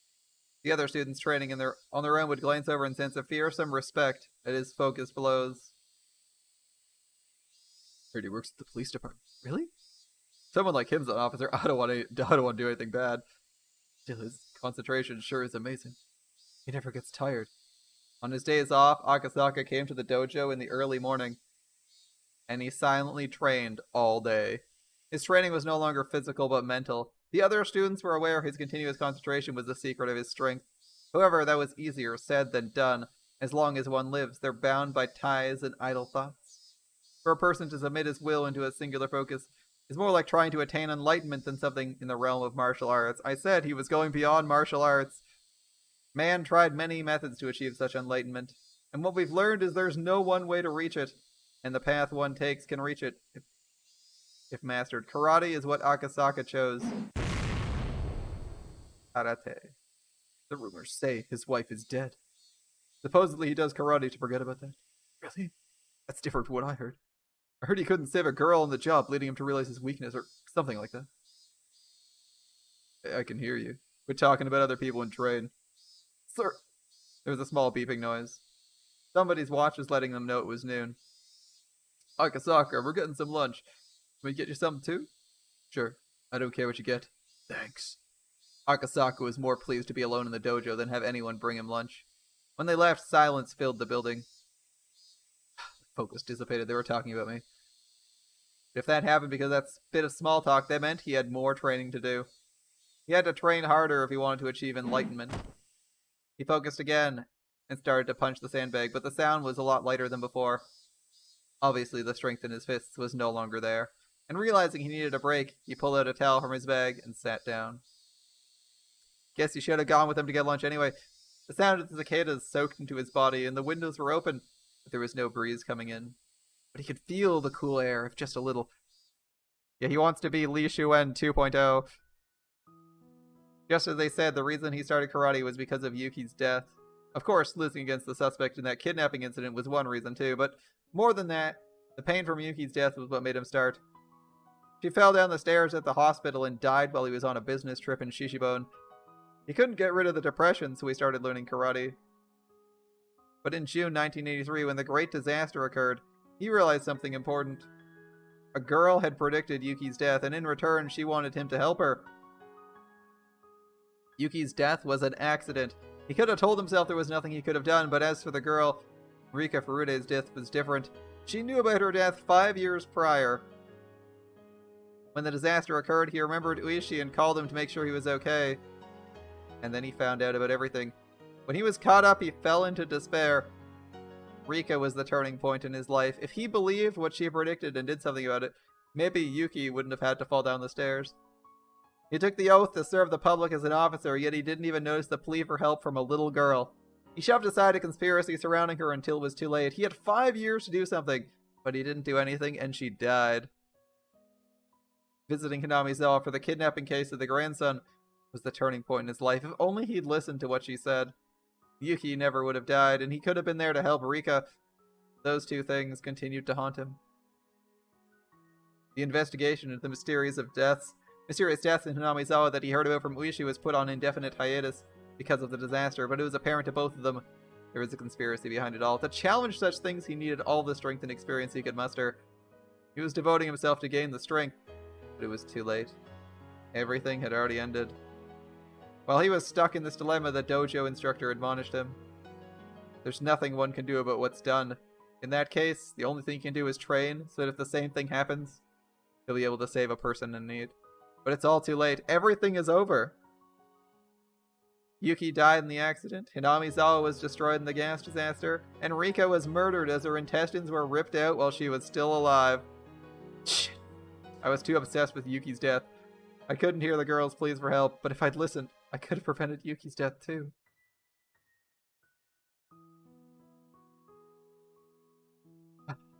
As Akasaka clutched his hair and looked up, he noticed a small shrine overhead that protected the dojo. Akasaka respected both Shinto and Buddhism, but he never thought of praying to gods in times of despair. But for the first time, he felt like praying for help. It was as if something he was capable of doing himself. He was never considered praying, but as it was something he couldn't resolve on his own, he prayed. It was a selfish wish. If his wish were to come true, everyone in the world would wish for the same thing. Please, give me another chance. Go back to that temple. I swear, this time, I will save both of them. And at that moment, Akasaka's body suddenly felt very light. It was more like he was losing balance, as if he was fainting. Perhaps it was because he shouted so loudly after training. His brain was lacking in oxygen, but he couldn't take his eyes off the shrine. Thank you, Akasaka. We needed your thoughts. Was this a hallucination? Akasaka felt like a stranger was talking to him.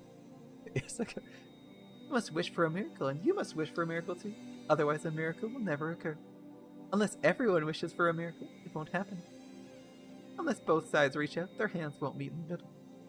He didn't know what she was trying to say, but somehow he felt like he couldn't miss a single word.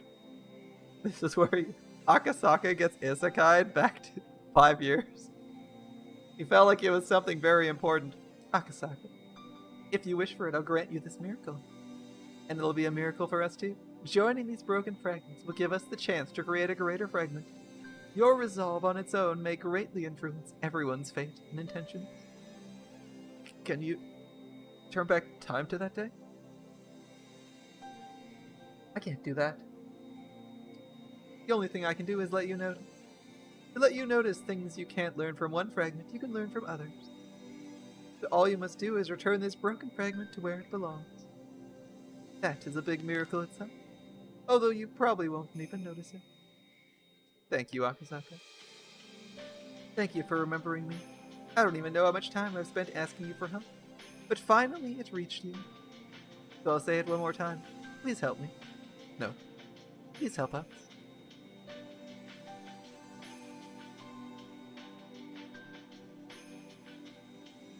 Alas, nobody being pulled backwards in time. But at long last, we will finally reach final arc. No way! Oh, you gotta be kidding me. I'm getting you. I got fucking Chipated. Hold up, hold up. I gotta change off the game window. You guys need to see this. Hold up. I got fucking Chipated. Oh my god. It crashed. It crashed on me. Oh. Oh. Rest in peace, guys. Rest in peace. Goodness.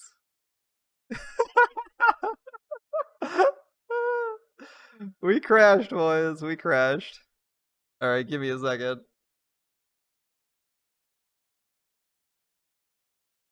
The perfect cliffhanger. Do you want to open this folder now? Yeah, apparently. Well.